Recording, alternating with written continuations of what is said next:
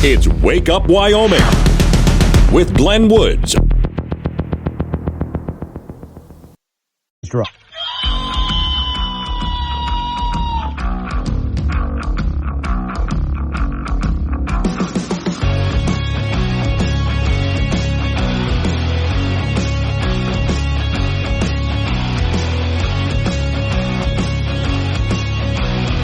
.606 the time. It's Wake Up Wyoming. It is a Thursday. Thus, where I can see the weekend from here. Today's show is sponsored by Do-It-Yourself Pet Taxidermy Kit.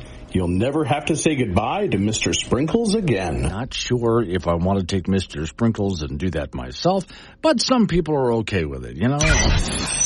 Warning, this show contains reference to guns, liberty, limited government, low taxation, the cult of climate change, free thinking, cigar smoking, short people, rubber chickens, Karen's bureaucracy, liberal buzzwords, tour runs, traffic, toilets, terrible jokes, and more. No apologies will be issued. Guest callers may express any opinion they want without fear of being canceled. Unless you're a loudmouth jerk like Dave, then Glenn will hang up on you. Strap in, hold on to your coffee, and feel free to participate. This disclaimer does not refer to every person named Dave. Just one particular Dave from San Francisco. We know a lot of Daves. They call this show all the time, and they're great people. So don't call this program and complain that we use your name. That would be a real Dave move, Dave. Just a reminder, it's going to be a bit on the warm side this weekend. We're going to have some temperatures in some areas into the 100-degree mark and so on. And at the same time, according to the forecast, there's really not going to be a lot of wind out there because of the high-pressure system, which means those wind turbines are not going to be keeping you cool. They're not going to keep your air conditioner running. If only we had, like organic fuels, like coal and natural gas, where we could have energy on demand whenever, as much as we need it, whenever we need it, on hot days like this, or cold days in the middle of wintertime. Just tossing that out there as a suggestion. Okay, once again, even though there is solid proof of it happening, there are some people on the left who will just not believe it. Ladies and gentlemen, I speak of the minimum wage. Minimum wage! Yeah! So let's go back and take a look at California. And it was Governor Gavin Newsom, among other people, who said, we're going to raise that minimum wage to $20 an hour for fast food workers. And we told them what was going to happen. Same thing that happened when they tried raising it to $15 an hour. And even as people have been losing jobs, the governor of California still says, oh, that's not happening. But it is. So here's the latest. California fast food joints cutting workers' hours. Now, this was easy to predict, and I know it's easy to predict, not just because I said so, but we've seen it happen. That's how I predicted it. I'm no genius here. You're not listening to some genius. I've seen it happen. So here we go again. The story says, we've already covered plenty of stories detailing fallout of California's, loss of jobs mostly, and companies closing, following the legislators' disastrous decision to suddenly jack up the minimum wage of fast food workers from $16 an hour to $20 an hour. Multiple restaurants have closed all across the state. And some chains moving their headquarters out of state to where costs are more manageable. By the way, before I continue reading this, Jeff Bezos, who is Amazon, right? Even he is moving his headquarters, and he's moving out of state. I think he's going to Texas, I believe. But he's going to where he's not going to be taxed so outrageously much for being so rich. But reading on. Countless workers have been laid off instead of enjoying their higher pay. They have been promised by Gavin Newsom and his friends. But even the workers at eateries that are still managing to remain open feel the impact. As the Associated Press reports this week, many franchise owners have resorted to cutting back on hours. Even, full-time workers are not so much full-time anymore. Even picking up extra work on the weekend, forget it. Lawrence Chang, whose family owns several Wendy's locations across south of Los Angeles, took orders at the register on a recent day and emptied steaming hot baskets of French fries and chicken nuggets, salting them as he went. Chang used to have nearly a dozen employees on the afternoon shift of his Fountain Valley location in Orange County. Now he only schedules 7 for each shift as he scrambles to absorb the dramatic jump in labor costs after the new California law boosted the hourly wage from $16 to $20 an hour. We can just, and this is a quote, we can just cut where we can, he said. I schedule one person and then I come in for much of that time that I didn't schedule other people to work those hours. Now, the owner of several restaurants is picking up the slack himself. And here are these people who could really use the work. You know, a lot of them are young people, but a lot just people who could really use the work, and they're just not there anymore. Now, again, turn to Governor Newsom and tell him that this is what's happening. I've watched press conferences where this has been brought up to Gavin Newsom, and Newsom just says it's not happening. That's not true, and yet it is happening. That is what's true. Now, they were so concerned with making sure that these people made what they called a living wage. Why didn't they just make it $50 an hour instead of just $20 an hour? This goes back to a story that I've told on the air before, but it's been a while. So, quite some years ago, I was managing a rather sizable store in a mall, and my employees were all college students. Now, they actually did rather well. These college students made minimum wage plus commission, and they made pretty good commission at my store. But they were all excited because the minimum wage was going to go up. Because the minimum wage was going to be increased, everybody was happy that they were getting a raise. Now, because they're a bunch of college students, I didn't expect them to understand, but I tried desperately to explain to them. It's not going to work out the way you think. It's not. You're not going to get the raise you're thinking that you're going to get. Well, I'll be making more money. You have to pay me more per hour plus my commission. Okay, I tried to explain, but we'll just watch to see what happens. The one story that really sticks out to me is the young man that every time he got paid, he would go down. This was his thing. He just did this for himself. He would go down the hallway because there was a bank in the mall, and he would deposit his check and then take a little bit of cash with him from that deposit and then go to McDonald's and get himself a nice little lunch as a reward for having worked so hard for that paycheck, just a little McDonald's. On that particular day after the minimum wage, he was excited. Oh, my check's a little bit bigger.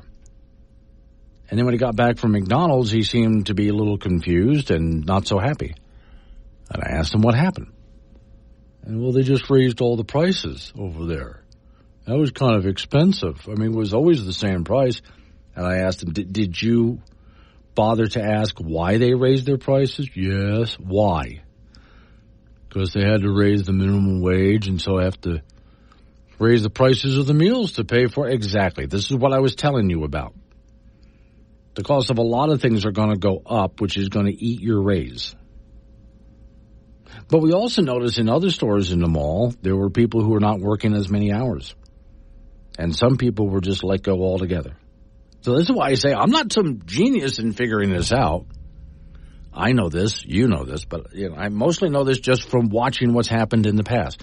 And yet, some people just never seem to learn this lesson. It's a basic lesson of economics. And I don't know why. Some people, maybe they don't want to learn it. I'm not sure. They say cows are bad for the environment because all they do is eat plants and fart. Just like vegans. Got something to say to Glenn? Use the chat on the Wake Up Wyoming mobile app and get your opinions straight to the studio with K2 Radio. 6.2 is the time with Wake Up Wyoming. Here's Jim and Casper sending me a note. I took 2 of my guys to Taco John's the other day. We all had the average lunch, no big grand meals or anything, with a medium drink, $34. You can eat at a local diner for the same amount. It's out of control. He said, at the height of my lunchtime, there were only 3 tables being used at that location. Well, I've seen that kind of thing, too. In fact, I think I've mentioned to you, I used to, and it was a thing that I enjoyed doing. From time to time, I'd get off work, and on my way home, I'd just swing by someplace. Taco John's might have been one of them. But there's a couple other places where I can just get a tuna sandwich, something like that. And I didn't care because it was so inexpensive. I'm like, it's no big deal. Today, I won't do it. I stop by someplace and get just a little sandwich, nothing grand, and they want like $13 for it or more, and then they want to drink on top of that with a drink. No. All right, speaking of work real quick, I just came across this. This is an ad that's been placed looking for employees. Construction workers needed. Now, Jim, this is right up there with what you do. Lake Fork area. Please do not apply if you oversleep. Have court often. Do not have a babysitter every day. Have to get rides to work later than our work day begins. Experience flat tires every week. Have to hold on to a cell phone all day. Or will become an expert at your job with no need to learn or take advice after the first day. Must be able to talk and work at the same time. Must also remember to come back to work after lunch. Should not expect to receive a gold star for being on time. If you qualify, leave your name and number, etc., etc. Yeah, that's not really a new problem, but I do think in some cases it's getting worse. But I'll give you some good news out of that. The number of people that are getting into trade skills is increasing. In fact, I haven't been able to get to it. There's so much going on, but one of the articles that I've had on hold for a while is the number of young people that think a college degree is not worth it. And I'm glad to see that number continue to climb. Not to say that college is bad, but they're beginning to realize to spend a load of money and a lot of years for a piece of paper that will not get them a job that'll pay for that piece of paper is totally not worth it. And so, yeah, the trade schools are seeing a huge surge of young people looking for work. And what's also nice about those trade schools is they're not going to be indoctrinated in woke behavior. They're going to be taught how to get a job and keep a job. So, another side note for you, 5 Wyoming Albertson stores are on the list for sale as part of a $25 billion mega merger. And I had been reading about this for a few weeks now. Some of those Albertson locations are CY Avenue in Casper, Pershing Boulevard in Cheyenne, South Douglas Highway in Gillette, Buffalo Way in Jackson, Dewar Drive in Rock Springs. Okay, so the FTC's blessing is definitely not a given in this case, as Cowboy State Daily. They still have to wait for a blessing for the merger to happen. But, yeah, that could go ahead and change a lot of your grocery stores. Not to say the grocery stores go away, but a lot of changes do happen when grocery stores merge like that. And I do wonder also, let me know what is happening in your area, but I've seen around the state there's been quite a few convenience store chains around the country, but also in our state, where suddenly a convenience store that I've always seen as busy just closes. Not far from where I live, there's 2 on either side of where I live that have just closed. And both of them for national chain reasons, not local business reasons, but for national chain reasons. They just said, well, we're just going to have to close some stores here. And boom, they're just closed. Now, what happens to those stores after that, I don't know. Something will probably go in there, and I hope that it happens soon. We'll see. A lot of times that's big mistakes being made on the corporate level and not necessarily a local problem. I have seen on occasion local problems where some convenience store, I haven't seen this in a little while, some convenience stores were closed with a sign out there that there was nobody to show up to work. Yeah, a year or so after COVID, that happened quite a bit. In fact, shortly after COVID, I was coming up from Cheyenne, Wyoming. I pulled into Douglas, speaking of just I needed lunch. So I pulled into Douglas, and there's a strip that I just call Restaurant Row. You pull off the highway in Douglas, and there's restaurants on either side of the strip as you go down. It's very convenient.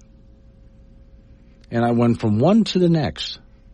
A few of them had their drive-thrus open. All of them had their dining rooms closed. A few were closed altogether. A few of them just had their drive-thrus open. And the problem was not able to find employees. Now, I haven't seen that problem in a little while. But I wonder how it's going to start hurting as some prices at fast food restaurants continue to rise. There is a bit of a war going on now between some fast food chains as they struggle to find ways to bring down costs. Unfortunately, for employees, a lot of that means let's automate more and have fewer employees. So even though we're not suffering through the California problem of you got to you pay $20 an hour, there's still other problems where the costs are really high, and for a lot of people, it's just not worth it to go get some fast food for lunch. It used to be a convenient thing and not all that expensive, but right now we're having problems with that. So for those people who look at it and say, well, inflation's not really a problem, there's one example of it. And again, I'm even one of those who, I used to not mind at all. Yeah, I'll grab a sandwich on my way home. And I don't do that so much anymore because it's just absolutely not worth the price anymore. It was at first not a problem price-wise. It's a couple of bucks, big deal. Now, you kidding? You want me to pay how much? I'm not going to do that every day of the week. Just simply not. Coming up on some local business that we have to take care of, that's going to be news time after news time. Update on your weather forecast, and you and I get back into it again.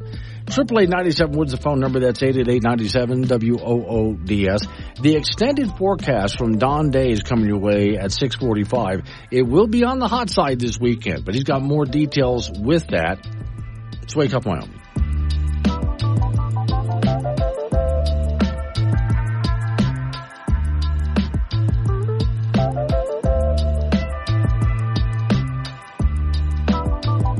Eyes dry. He's not a politician, but his pants are on fire. Could someone grab an extinguisher?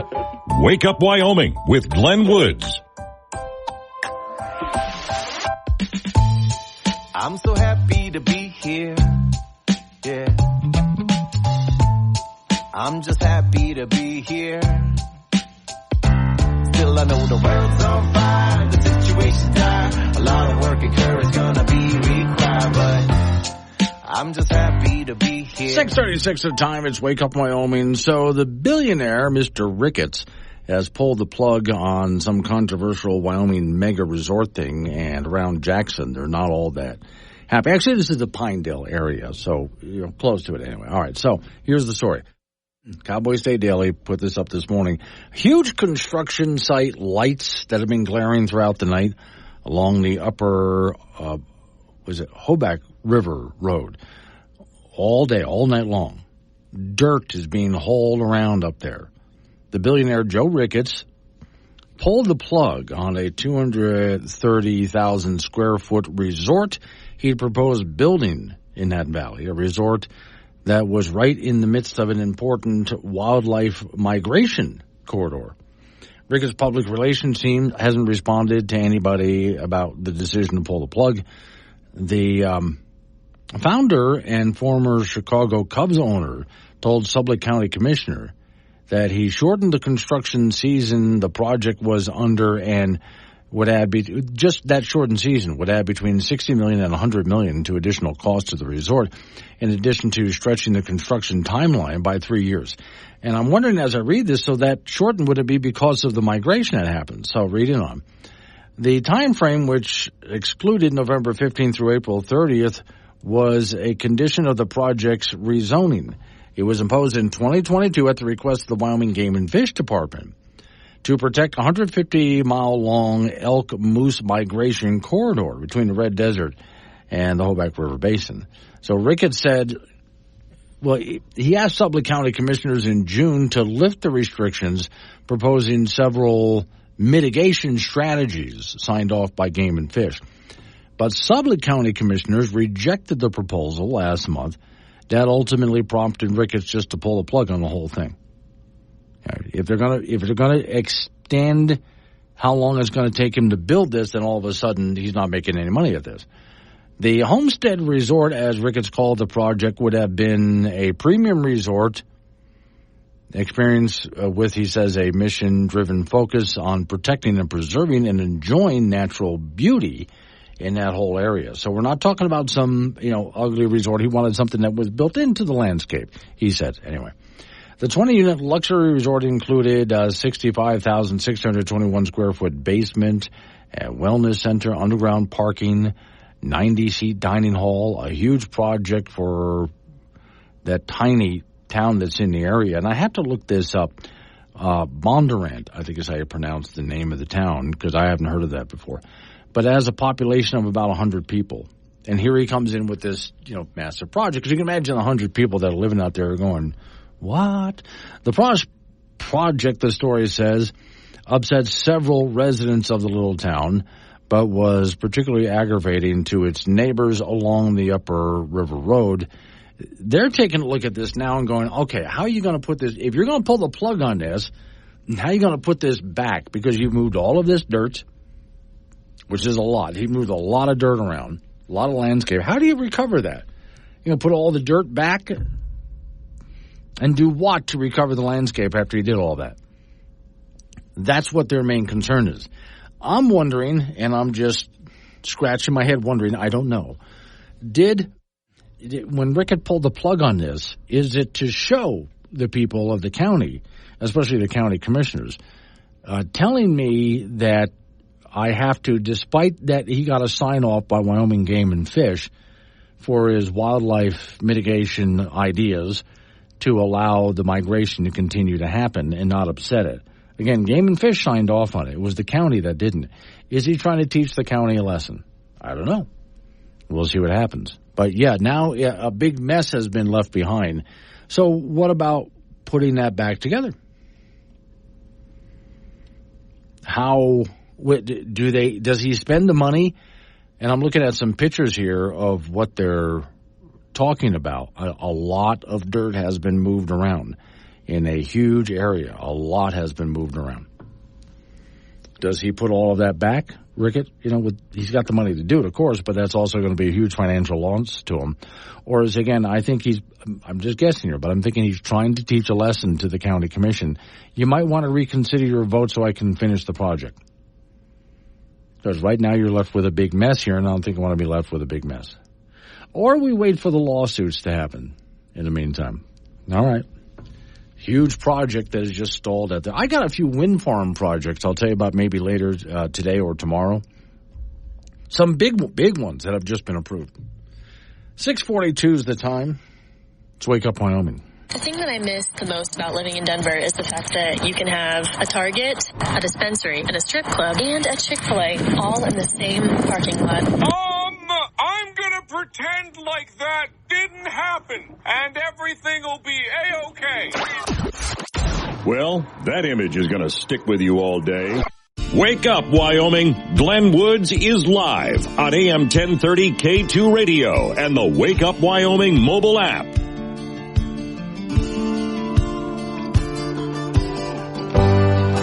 6:48 to time. It's Wake Up Wyoming. Off we go to the icebox. Frank Gambino is waiting by. So, Frank, as you know, for this program, I do all sorts of really important research before I get on the air. Oh, I'm sure you do. And then you stay up late at night, early in the morning. I do, yeah. Actually, I do. But then I take the worst of that research and I talk to you about it. Oh, why don't you use the best of the research? Well, because that's for the rest of the audience, the rest of the show. Oh, okay. Yeah, I save the worst of it for you. Like, for example, this. After you get done eating dinner, let's say, it's very important to go for, not my words, theirs, a fart walk. A fart walk. Okay. Yes, go for a fart walk. That probably makes sense, depending on what you're eating, of course. Yes, it does, yes. And so this entire article here, as they go into deep dive research now, Frank, man, about how it's a good idea to get up there and stroll because it helps with the whole digestive system there, and also it gets rid of if you ever feel bloated after a meal. Well, yeah. Okay, well, it can certainly help with that, too. So there is people who have actually researched this topic. Yes. And then let me repeat that to you. Yes. There are people who have actually researched this topic. Yes. Actually have, yes. They start, well, the topic starts with a guy who's a researcher who noticed that his grandma always went for a walk after dinner. And when he asked why, well, because it just helps with digestion and a lot of outgassing. Grandma. Yes. And so he decided to do some research. Now, Frank, it is a lengthy article. Don't worry, I read it for you. Well, thank you. And it does show that it's a good idea. If you eat a meal and you do feel a little sleepy and bloated, the best thing for you to do is just go for a little stroll. Okay. And how does this work when there's a blizzard outside? Like Thanksgiving, Christmas. Thanksgiving, something like that. Yeah. I would say don't live in places that have blizzards during that time of year, or maybe get yourself a treadmill, which has two purposes. A treadmill has two purposes. No, I know, man. One is to hang your clothes on. Yeah. Because they're never going. The clothes that never make it into the closet anyway. Yeah. So that's what the treadmill is for. Yeah. And the other part is to outgas in the guest bedroom, not your bedroom. Right. Yeah. Or go to the garage. Yeah. There you go. Yes. Well, no. You know those people who kill themselves by putting the hose inside and then they start the car. Okay, that's basically what you're doing. Oh, boy. All righty. College football. The Mountain West Conference having their annual media days, and the media had their preseason poll announced yesterday. The Wyoming Cowboys were picked to finish 6th in the Mountain West, which is about obviously right in the middle. It could be right. Then again, it's preseason poll, so you don't want to give too much stock into this. The preseason poll has Boise State number 1, UNLV 2, Fresno 3, Air Force 4, CSU 5, Wyoming 6th, Utah State 7, San Diego State 8th, followed by Hawaii, San Jose State, New Mexico, and Nevada. The Cowboys did have 3 players make the preseason first-team All-Mountain West Conference team. Defensive tackle Jordan Bertinoli from Casper, John Michael Gellenborg from a tight end is on that team as well as offensive lineman Jack Walsh. The Cowboys will open up the season on the 31st of August in Tempe to take on Arizona State. The Central Wyoming Rodeo continues tonight at the fairgrounds in Casper at 7:30. So far in the bareback, Cole Ryder out of Buffalo is running second in that event with an 84.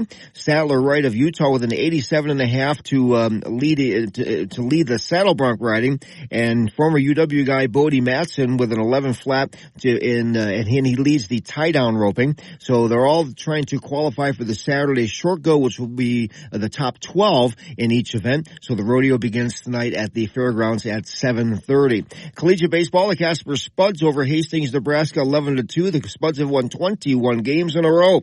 They are 31-4, and they'll be at Hastings again tonight.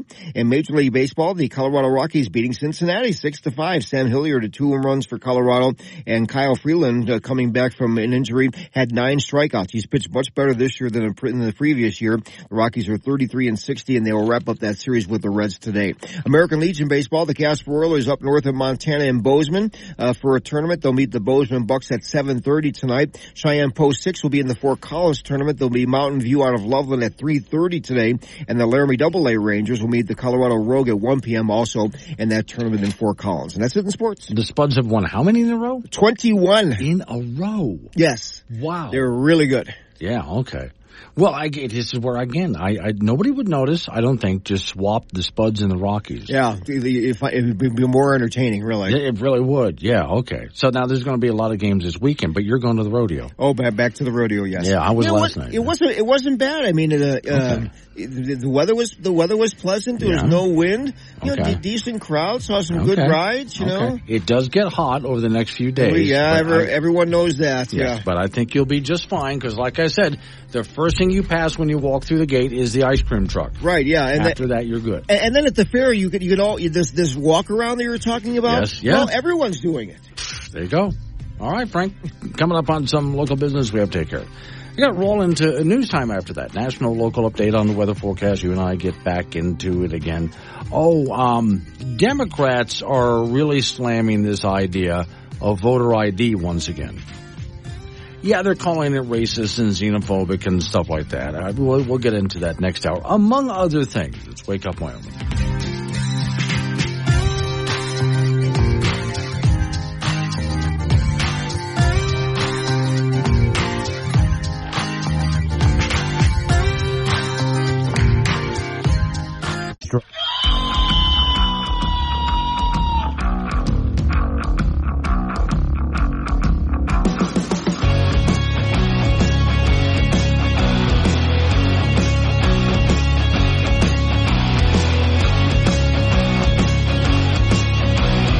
7:06 the time. It's Wake Up Wyoming. My name's Glenn Woods. Thanks for joining me. It's a Thursday, and I swear I can see the weekend from here. Today's show is sponsored by Do-It-Yourself Pet Taxidermy Kit.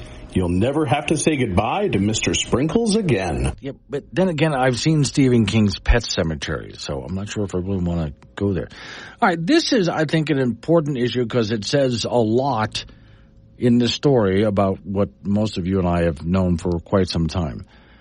So, voter ID, I've talked about it for many years, and I've always thought it was, in fact, we even had the Wyoming Secretary of State on just the other day talking about voter ID.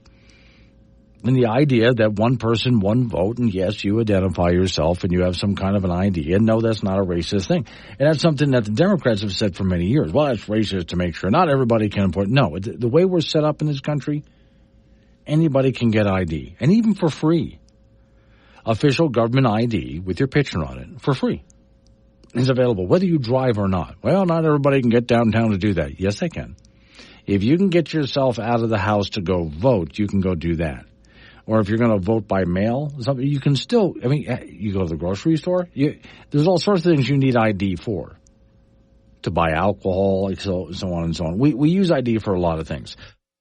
So we'd want to use it for voting too, because voter fraud does happen. It does. So this is one of the things that helps stop voter fraud. It's not perfect, but it helps. Story in front of me says voter identification rules are just like Civil War racist exclusion laws, according to Democrats who denounce and voted against the GOP's SAVE Act bill on the House floor. Quote, this is the 2024 version of the Jim Crow poll tax. We should vote against it. By the way, the Jim Crow poll tax was something that Democrats wrote and put forward.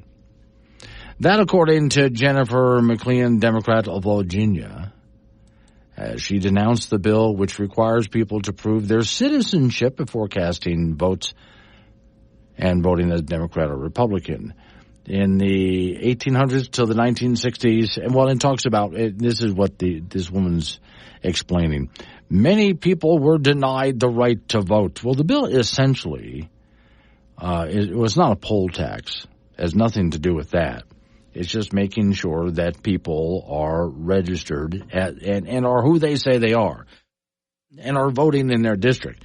President Joe Biden's staff has promised to veto the bill if it passes the House and Senate.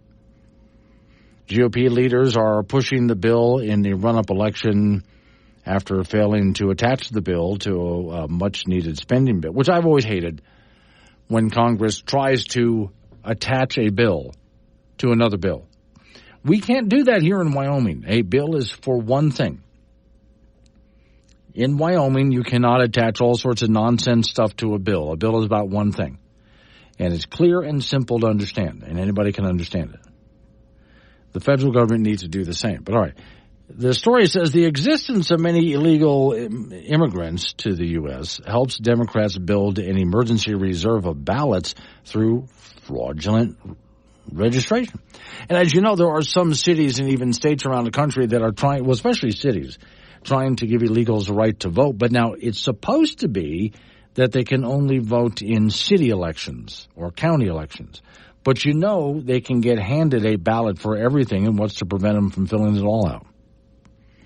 Story says these illegal ballots can later be smuggled into ballot boxes via mail-in voting, drop-off boxes, and even by illegal immigrants who personally cast votes in low-security jurisdictions.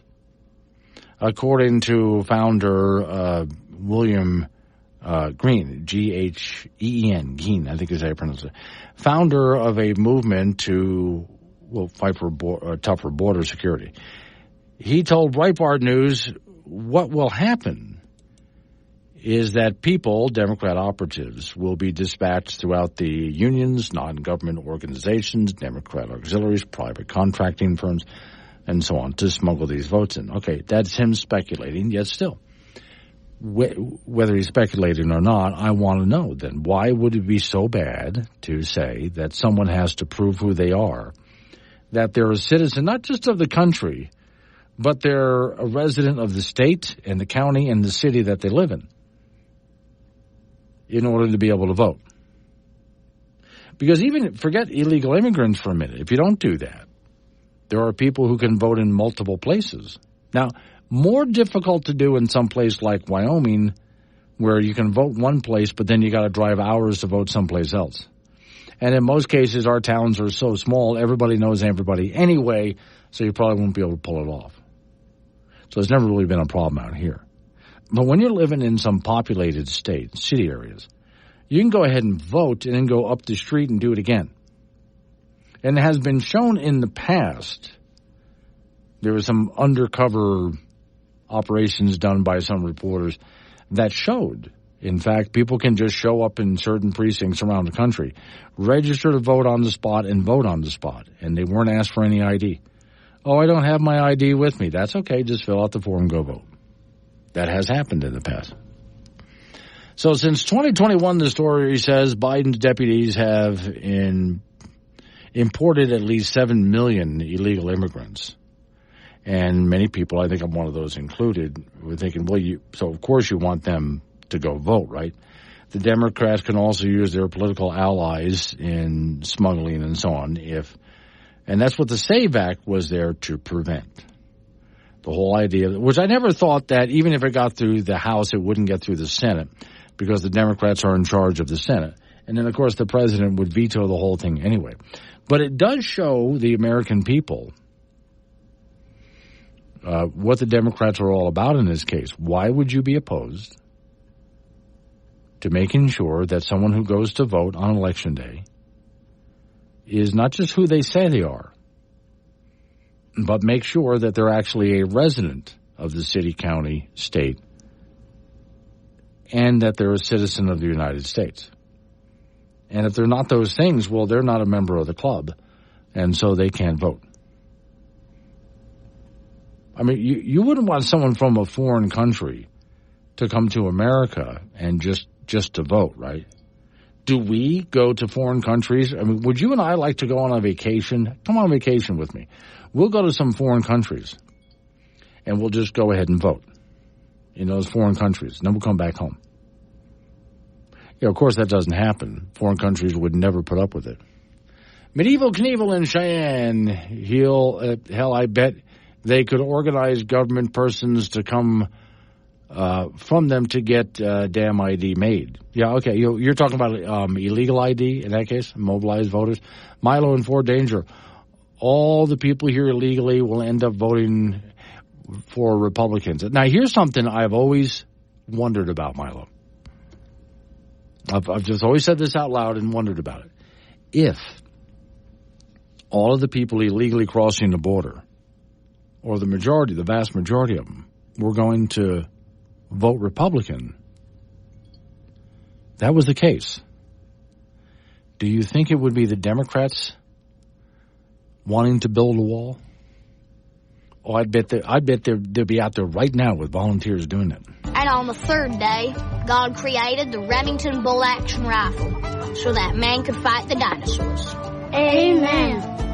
Wake up, Wyoming, with Glenn Woods on K2 Radio. Got something to say? Chat him on the Wake Up Wyoming mobile app or call 888-97-WOODS. 7:20 is the time. It's Wake Up Wyoming. So I just got done talking about the SAFE Act. Of course, Democrats opposed to it, which would be, or SAVE Act, I should say, which would be making sure that people nationwide had to have ID in order to vote, no matter where they might be. You have to be a citizen to vote, and so on and so on. And Democrats oppose the idea. So, Jorgen in the Hague. If illegals can vote, can I have an absentee ballot? You can have 200 absentee ballots. How about that? Okay. So, RN Coffee Queen over there in Douglas. Hello, Coffee Queen. Yes, but we have or had drop boxes where anyone can drop in as many votes as needed. Last big election in Douglas, there was a so-called computer issue, and the count was stopped for a bit. So what happened there? Yeah, okay. This is where, again, I think that the Democrats, and this should really be pushed, are showing who they are, where, well, people don't need to prove who they are. No, you need to be, in order to vote, who you say you are. One vote, one person. You need to show that you are a resident of your city, county, and state, and a citizen of the country. And asking people to prove that before they vote is not a racist thing, and it's not xenophobic. That's nonsense. That's always the last argument when someone has lost the argument. Well, you're just racist. Yeah. They don't have an argument. They've lost it. So you're just racist. That's the last thing they always throw out. Okay. I really don't care about celebrities, but Ben Affleck's and Jennifer Gardner's 18-year-old daughter asked for mask mandates. And here's a picture of the daughter giving testimony somewhere, and of course she's wearing a mask. The 18-year-old, citing her experience of contracting or post-viral condition in 2019, she's still wearing a mask today. She said, quote, I demand mask availability, air filtration, and UVC light in government facilities, including jails and detention centers, where mask mandates in county medical facilities, too, she said. You must expand, she demands, by the way, you must expand the availability of highly qualified free tests and treatment. And most importantly, the county must oppose mask bans for any reason.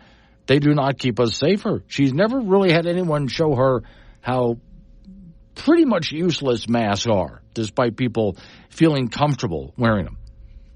And to me, it's very much like, you ever go driving, let's say, well, I'll take a flying thing for you. Flying with a friend of mine. Jim, you know this, I was flying with you. And we were in the small plane, and we hit just some bumps, which is typical up there. And I found either putting my hand on the dashboard made me feel better, which does nothing.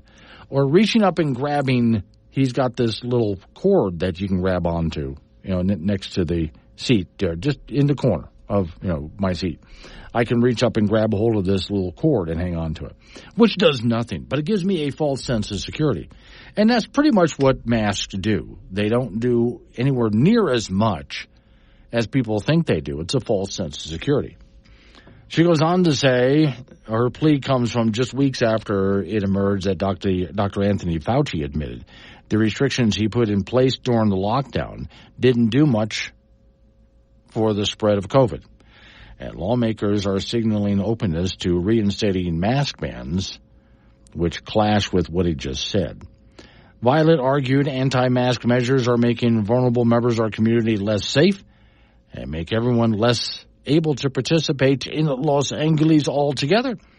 So she wants, and how long is this mask mandate supposed to be, young lady? I'd like to know. So here's an 18-year-old who's still walking around wearing masks all the time and is demanding that we all do the same thing and laws be passed to do this. So for the rest of our lives, are we all supposed to be wearing this, especially when driving in our car alone? Then how do we talk to each other? Having trouble understanding people through their masks? I'm sorry, what? I don't understand. Yes, living through the COVID era has caused a lot of communication problems, sometimes with tragic results. I don't understand. Why did you hit me? But there's not to be a problem anymore. Not with Muffled, the new COVID mask translator. Oh no, you don't need to take any language course, just download the app. And now you can understand what the lady at the grocery store register is actually saying to you. Or about you. Yes, perfect for those social gatherings. Those business meetings. Those romantic encounters. Much like buying a new hearing aid, Muffles clears up what people are actually saying behind those masks so conversations can make sense again. Muffles, the mask translator, now with a new plexiglass filtration system. I think one of the best examples of why I say the masks were pretty much useless, not 100% useless, but pretty much. What they do, and this is why doctors will wear them in the operating room, for example, is when you speak, you spit. We all do. And, of course, there's humidity on your breath, so that's letting some germs out. So if you wear a mask all day, you will feel after a while the mask is moist. So did you capture something? Well, yeah, you did. But I think one of the best examples of what it doesn't do, when there was a big fire up in Canada and the smoke was coming down to New York City. And so people in New York City, this is well after COVID, started grabbing their old COVID masks, the cheap paper ones and the cloth ones. So the New York Times, which had been pro-masking, the New York Times went and did some actual reporting. They did some research. And what not only do mask makers say they found out, but respiratory therapists say, when you take a look at the size of the average smoke particle, let's say that's the size of a beach ball for scale. A germ like COVID is about the size of a ping pong ball. So if they're telling you don't bother to put on masks to protect yourself against smoke in the air, it doesn't do you any good. The weave of the mask is too big. The smoke particles are getting through. Well, then what's happening with the germs? You're exhaling them and inhaling them. So you're not doing a whole lot of good. Now, I like what I-80 John up in Granite Canyon says. Glenn, didn't you know 18-year-old celebrity kids are smarter than doctors who went to med school? Yeah, okay. But she's demanding of her county in Los Angeles, California, that we have mask mandates reinstated because she's a hypochondriac. Look, I'm no hero. I'm just doing what I'd expect anyone else to do for me. Any decent person, anyway. My name is Carlos Ronaldo Jr., and I wear a mask when I'm alone in my car. Still, in the current year, I'm sure I've saved lives. Look, I'm just an ordinary guy who wears a mask when there's no one around for miles. I'm following the science. When people see me driving around like this, a lot of them assume I'm like an Uber driver or something and the company is making me wear it. But no, I do this on purpose. You're welcome. I just find a real sense of satisfaction in knowing that, shucks, I even hate to say it, but that I'm just a way better person than everyone else. And I drive a Honda Fit. You know, all it would take for us to beat this pandemic that ended years ago is for all of us to just chip in and mask up, even when we're locked in a steel and glass box for literally hours. Alone! Sometimes when I let the pandemic get me down, I like to think of this phrase that I thought of and came up with myself when I was driving around in my Honda Fit. We're all in this together. Coming up on some local business that we have to take care of, that'll be news time. After local news, update on your weather forecast. 7:45, Don Day will be with me, and this is kind of an important forecast because there's some heat moving into the area. It'll get really hot this weekend. Your mornings ought to be just incredible, but the heat for the next few days. And then the heat wave passes on, and we all go back to temperatures that are much more suitable for summertime. So 7:45, Don Day and I will talk about that. It's Wake Up Wyoming.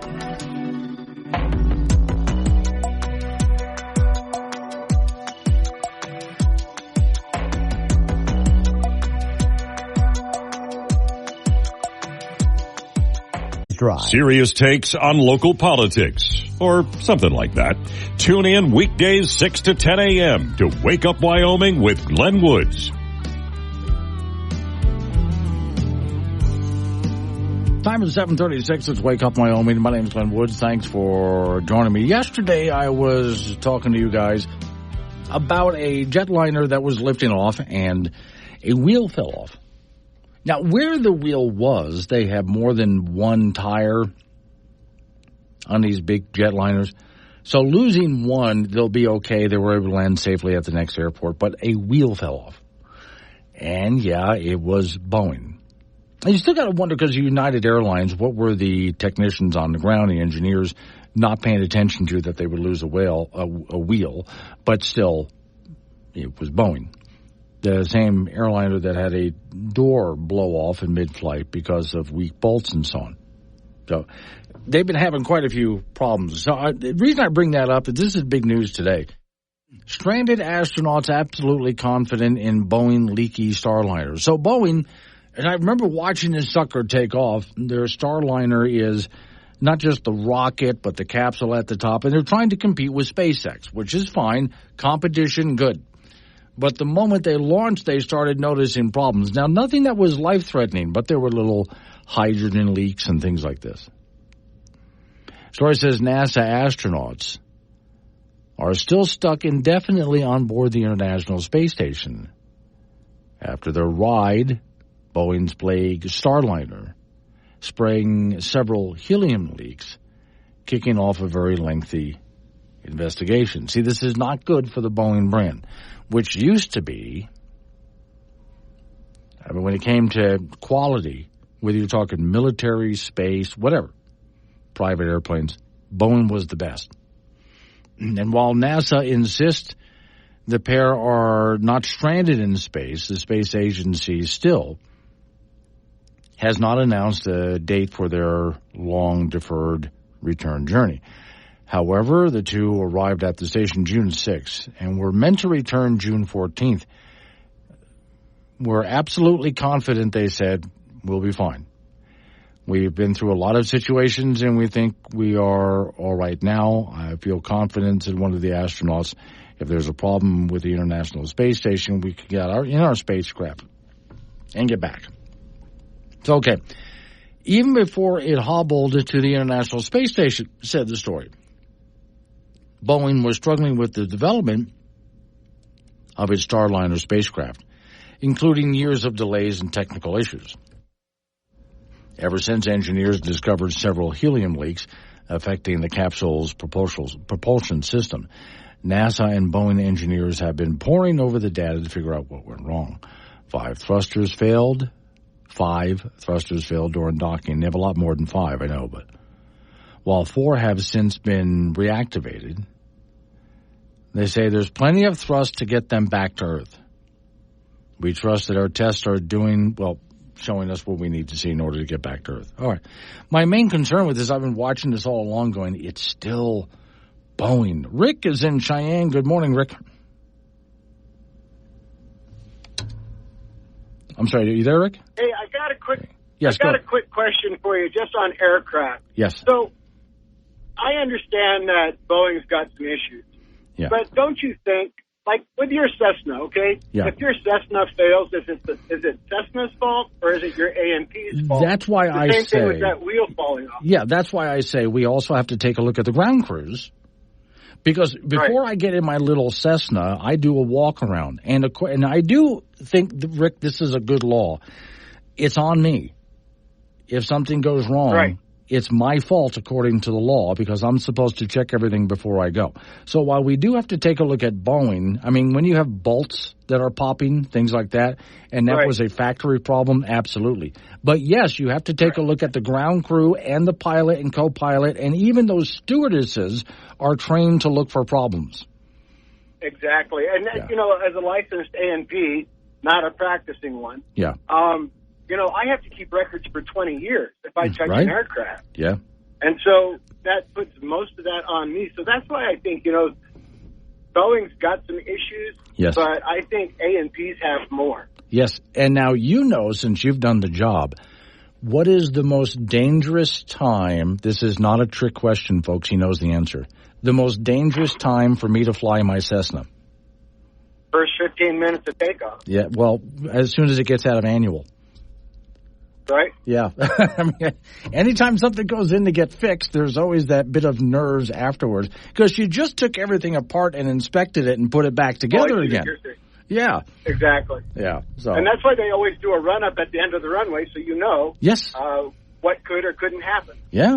Okay. So, I think you're absolutely correct, which is why I'm trying to point out, besides picking on Boeing, I keep trying to mention, let's not forget the ground crews.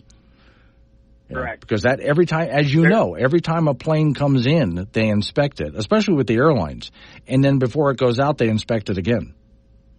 Correct. And, there's some internal things that, when they manufacture an aircraft, they hope that they see these cracks, but they're not going to see these cracks on all the bolts. Right.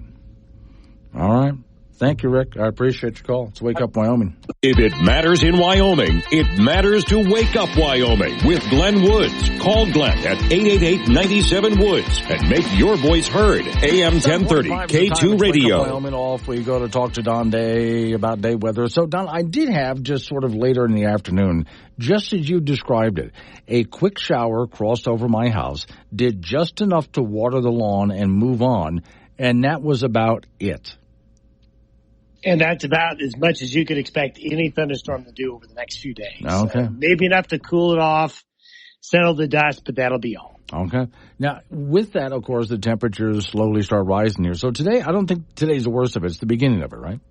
It's the beginning of it. The hottest of hot across the state is probably going to be Saturday and Sunday. Okay. That's when the high pressure is right on top of us. That's when we probably will have very little wind. Then as we get into early next week, as we've been discussing, that subtropical moisture starts to come back in, and we'll take the edge off the heat and have a better chance of thunderstorms. But the next 4 days, today through Sunday, we're just going to sizzle, and it's not going to spare anybody. It's going to be hot everywhere. Right. But as I mentioned yesterday, though, it seems to me that if you like getting up early in the morning, that is the time, especially if you like being outside, that's the time to get it done. If you're one of those, yes. If you're not one of those, you're going to be huddled next to your air conditioner. Okay. All right. Good luck with that then. Because I am one of those. So I will have my windows open as I'm sleeping because I know all of that heat will radiate off overnight, but then we do it again the next day. Yeah, it's very, very easy to warm up with the type of pattern that we're in. The nights are pretty mild. I mean, if you keep those tomatoes watered, they'll grow 6 inches a night. Wow. Not bad. Okay, so then we get into next week, and that's where it's a relief. But by relief, we mean back to typical summer. Back to typical summer, temperatures closer to average, but it's just going to be summer. Very warm days, mild nights, but having that subtropical moisture come back at least gives us afternoon cloud buildup and at least some chances of measurable rain again. All right. Thank you, Don. Don Day with day weather, and we'll do that again tomorrow with him because we get into the weekend. And, of course, I know you're going to want to check on that as you get into the weekend as to what high temperatures you can expect. The mornings, again, ought to be really nice. Off to the icebox we go. Frank Gambino is waiting by. Okay, Frank, Oregon has made a massive bust of Lego thieves. They're stealing the little red things that you step on and you get pain? What I like about this story is the reporter who wrote this up made a police car out of Legos with a bad guy being arrested by a Lego cop. Yeah. After 3 months investigation, Springfield police exposed a massive Lego theft ring at the Brick Builders store in Eugene. Thousands of unopened sets of stolen Legos were found stockpiled. So I guess if you're going to rip something, anybody can rob a bank. They're waiting for you at the bank, Frank. Yeah, I know. How would you, you must be looking to resell these things considering they're still in the packages, or B, whoever this person is has serious problems. Or both. See, what you can do there is, you wait for two things if you're a cop. One, who is selling lots of Legos? Yeah. Okay. Two, who is building something really cool? Right. And really big, like, where did you get all that? Yeah, really. Okay. July 3rd. A search warrant was served for the Brick Builder store in Eugene, Oregon by the police department. They tell us that a 3 months investigation. 3 months? Revealed evidence that the owner of the Brick Builders it talks about what road, was knowingly purchasing new and unopened sets of Legos that had been stolen from retail stores. Oh. Okay. Hold on. There's a guy with a store. Yes. Buying stolen Legos. Hot Legos. Hot Legos to sell in his store. Right. Police recovered about 4,153 sets of Legos. Value of about $200,000. Wow. Now, I would say the way you catch... sometimes when they're in a road race and there's a car chase going on and they throw those spike strips out. Yeah. You don't need to do that with Legos. No. There are spike strips built in. Yes, you just throw the Legos out, especially if the guy is running away barefoot. And then that's it. They caught the whole thing. Have you ever been to any of the Lego lands? No, I would love to go to that. Okay. There's one near where my sister lives in Florida that I want to see just once. And oftentimes people complain, why would you want to go to something stupid like that? It's good to see something stupid once. Well, I don't think it's stupid. I think it takes a lot of ingenuity to put the big ones together. Yeah. And also a lot of people who have no lives whatsoever, but they're not getting into any trouble. No, we're just observing. They're just being creative with their useless, pointless lives. It's okay. We all do it. Mountain West Conference football and its media day in Las Vegas, and the media came out with their preseason poll, and the Wyoming Cowboys, with new coach Jay Sauvel, picked to finish 6th in the Mountain West this year. Now, some polls are polls, so sometimes, they're accurate, sometimes they're not. And if you're near the bottom, then he gives you something to shoot for. And if you're at the top, you're like, oh, okay. Boise State ranked was the preseason number 1 in the Mountain West, followed by UNLV, Fresno, Air Force, CSU. And Wyoming 6th. And then after that, it's Utah State, San Diego State, Hawaii, San Jose State, New Mexico, and Nevada. Cowboys did have 3 players make first-team All-Mountain West Conference for the preseason. Defensive tackle Jordan Bertinoli, a Casper native, as well as tight end John Michael Gellenborg, and offensive lineman Jack Walsh. The Cowboys will open up the season on the road on August the 31st at Arizona State. The Central Wyoming Fair and Rodeo continues tonight at the fairgrounds in Casper. That'll be starting at 7:30 this evening. So far, Cole Reiner from Buffalo with an 84 in the bareback, so he is running second. Former high school wrestling champions, done really, really well at the NFR. In the Saddle Bronx, Statler Wright of Utah with an 87.5 leading that event with an 87.5. And the tie-down roping, Bodie Masson from UW with 11 flat leading that event. So that rodeo continues at 7:30 tonight. The championship short go, which will be the top 12 from Tuesday, Wednesday, Thursday, and Friday, will be on Saturday at 7:30. Collegiate baseball, the Casper Spuds over Hastings, Nebraska on the road yesterday, 11-2. Spuds, they're on fire. They won 21 in a row, and they're 31-4 on the year, and they'll be at Hastings again tonight. And the Colorado Rockies actually won a game. Boy, will wonders ever cease. They beat Cincinnati 6-5 yesterday. Sam Hillier with 2 home runs for the Rockies as they're 33-60. Pitcher Kyle Freeland struck out 9. He's pitched much better this year than a year ago. And those 2 teams will wrap up that series this morning in Ohio. American Legion Baseball, the Casper Oilers up in Montana in the Bozeman tournament. They'll meet the Bozeman Bucks at 7:30 this evening. Cheyenne Post 6 is in the Sport College tournament. They will meet Mountain View from Loveland at 3:30 this afternoon. And the Laramie AA Rangers in that tournament as well. They'll take on the Colorado Rogue at 1 p.m., and those tournaments will run through the weekend. And that's it in sports. Gee, listening to what you're talking about at the end there, what's going to be happening, it doesn't matter what the temperature is. Everybody's going to be outside this weekend. Well, yeah, I mean, it's not like 130. No, but it's still over 100 anyway. Yeah, but everybody's just going to be outside, which is fine. Get out there and have yourself a good time. I don't care where you are, Frank. There's something going on. Yeah. I mean, with the heat-wise, like in years past, it's 100 degrees, so what? You're hot. You open up the fire hydrant and get all the streets wet. Okay. Just now, just be careful. Drink some water. Drink some water. You'll be okay. Go jump in the river. Yeah. It's fine. Just be careful. Yeah. Coming up on some local business that we have to take care of. We'll roll into news time after that. An update on the fair and rodeo in Casper, Wyoming real quick. Then open phones, which will be 888-97-WOODS, 888-97-WOODS. Well, I have a whole list of topics, including a controversial massive wind farm that after a heated argument was approved behind closed doors. I'll explain with your phone calls next hour. It's Wake Up Wyoming.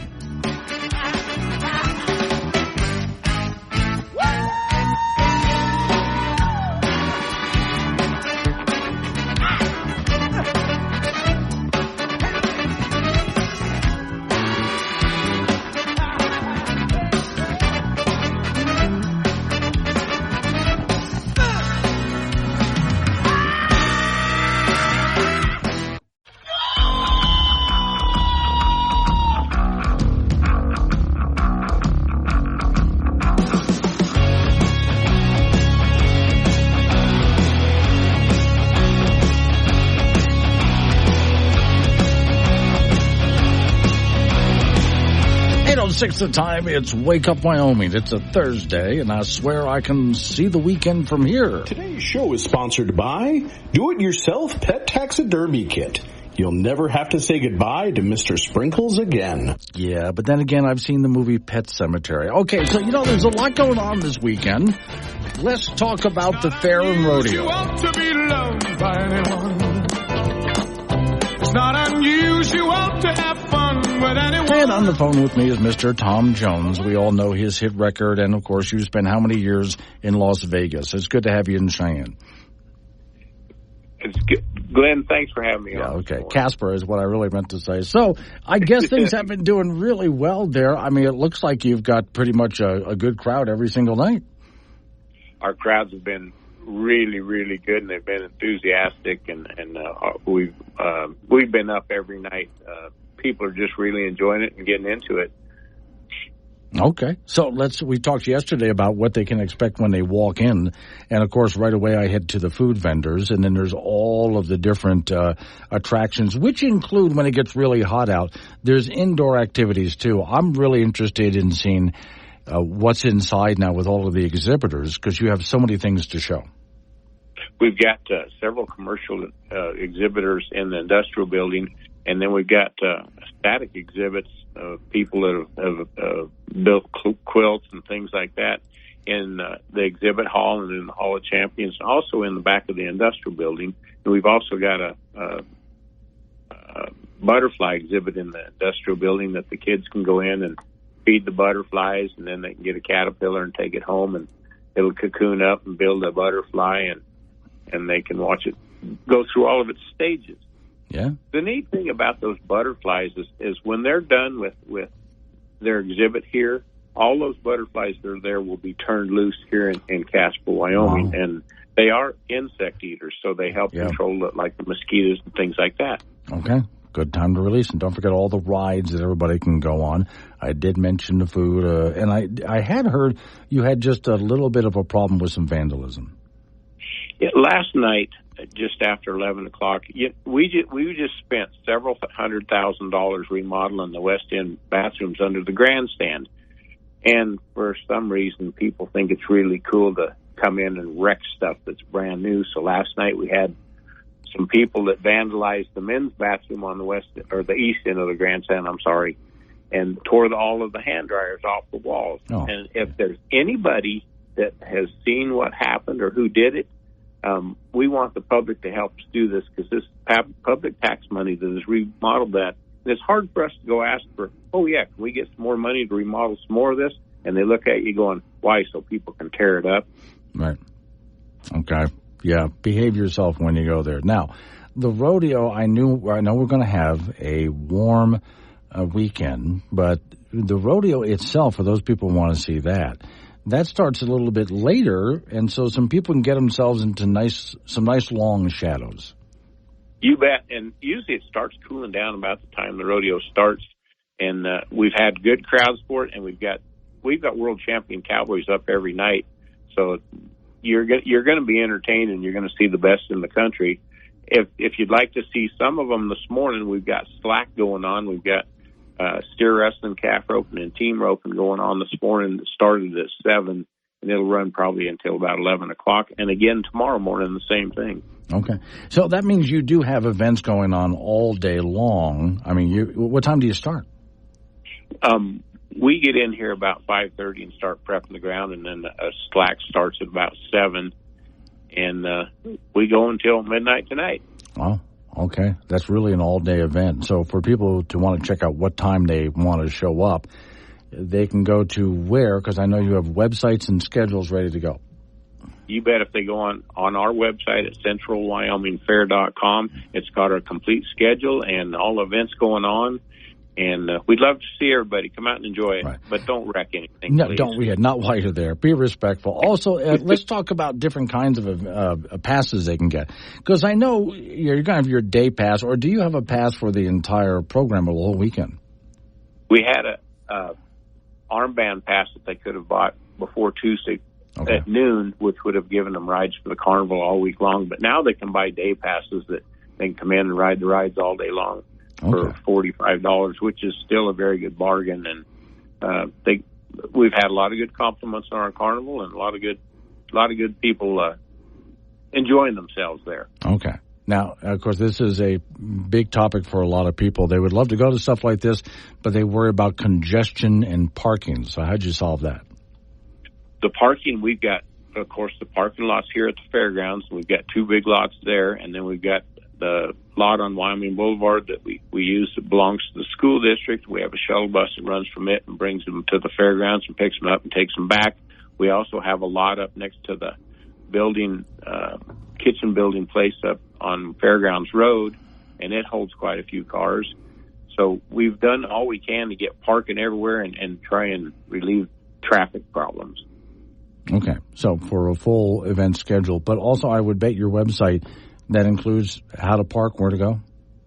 Yes, it does. Okay. It tells them the shuttles run consistently. They just make circles, so they'll pick up, bring them down, drop off, and just make a circle and go back and pick more people up, or take people back to their cars and drop them off. So it's a constant circle starting at 6 o'clock at night. That's good. Okay. So for people to go schedule everything for them and their families through today, through all the way through the weekend, where do they go to look online for that? At centralwyomingfair.com.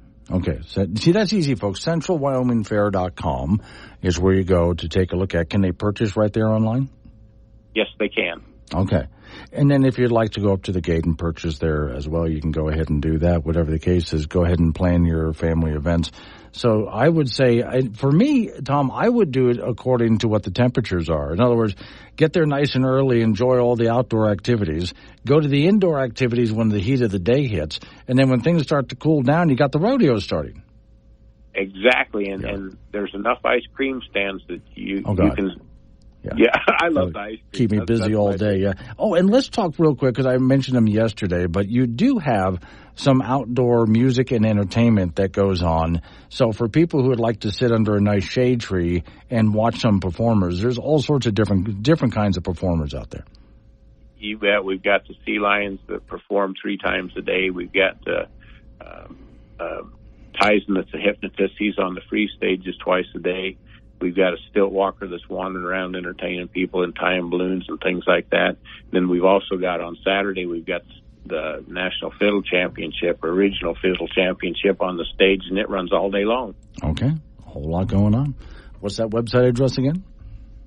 CentralWyomingFair.com, and we appreciate everything you guys do for us. All right. Thank you, Tom. Thanks for coming on. We'll do it again tomorrow at this time. I appreciate you coming on. So, yeah, while you're there, don't vandalize anything.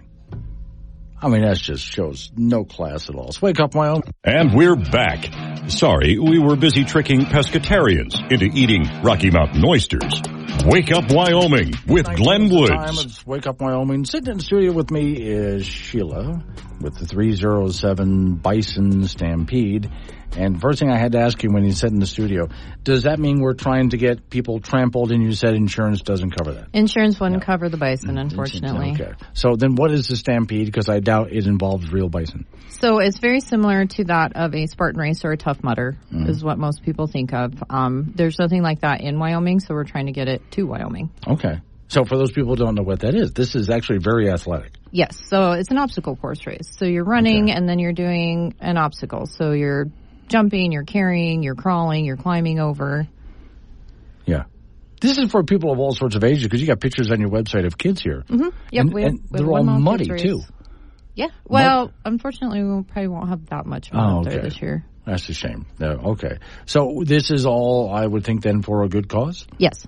Yep. Everything is going to train service dogs for veterans, PTSD, traumatic brain injury. Yeah. Okay. And I'm in favor of service dogs myself, especially for PTSD. Let's talk a little bit about the animals. They come from where? Do you know? I think they're all donated. Donated? Yeah. Okay. All right. And trained through? Project Kenny. Okay. I think I know the person who in charge. Her name is Carol. I don't know if she has any help, actually. Okay. So we now have this adventure starting here. It says 10K. Yep. 20 obstacles. What kind of obstacles? 20 plus. So that one's going to have a little bit more serious for the more serious athlete. Right.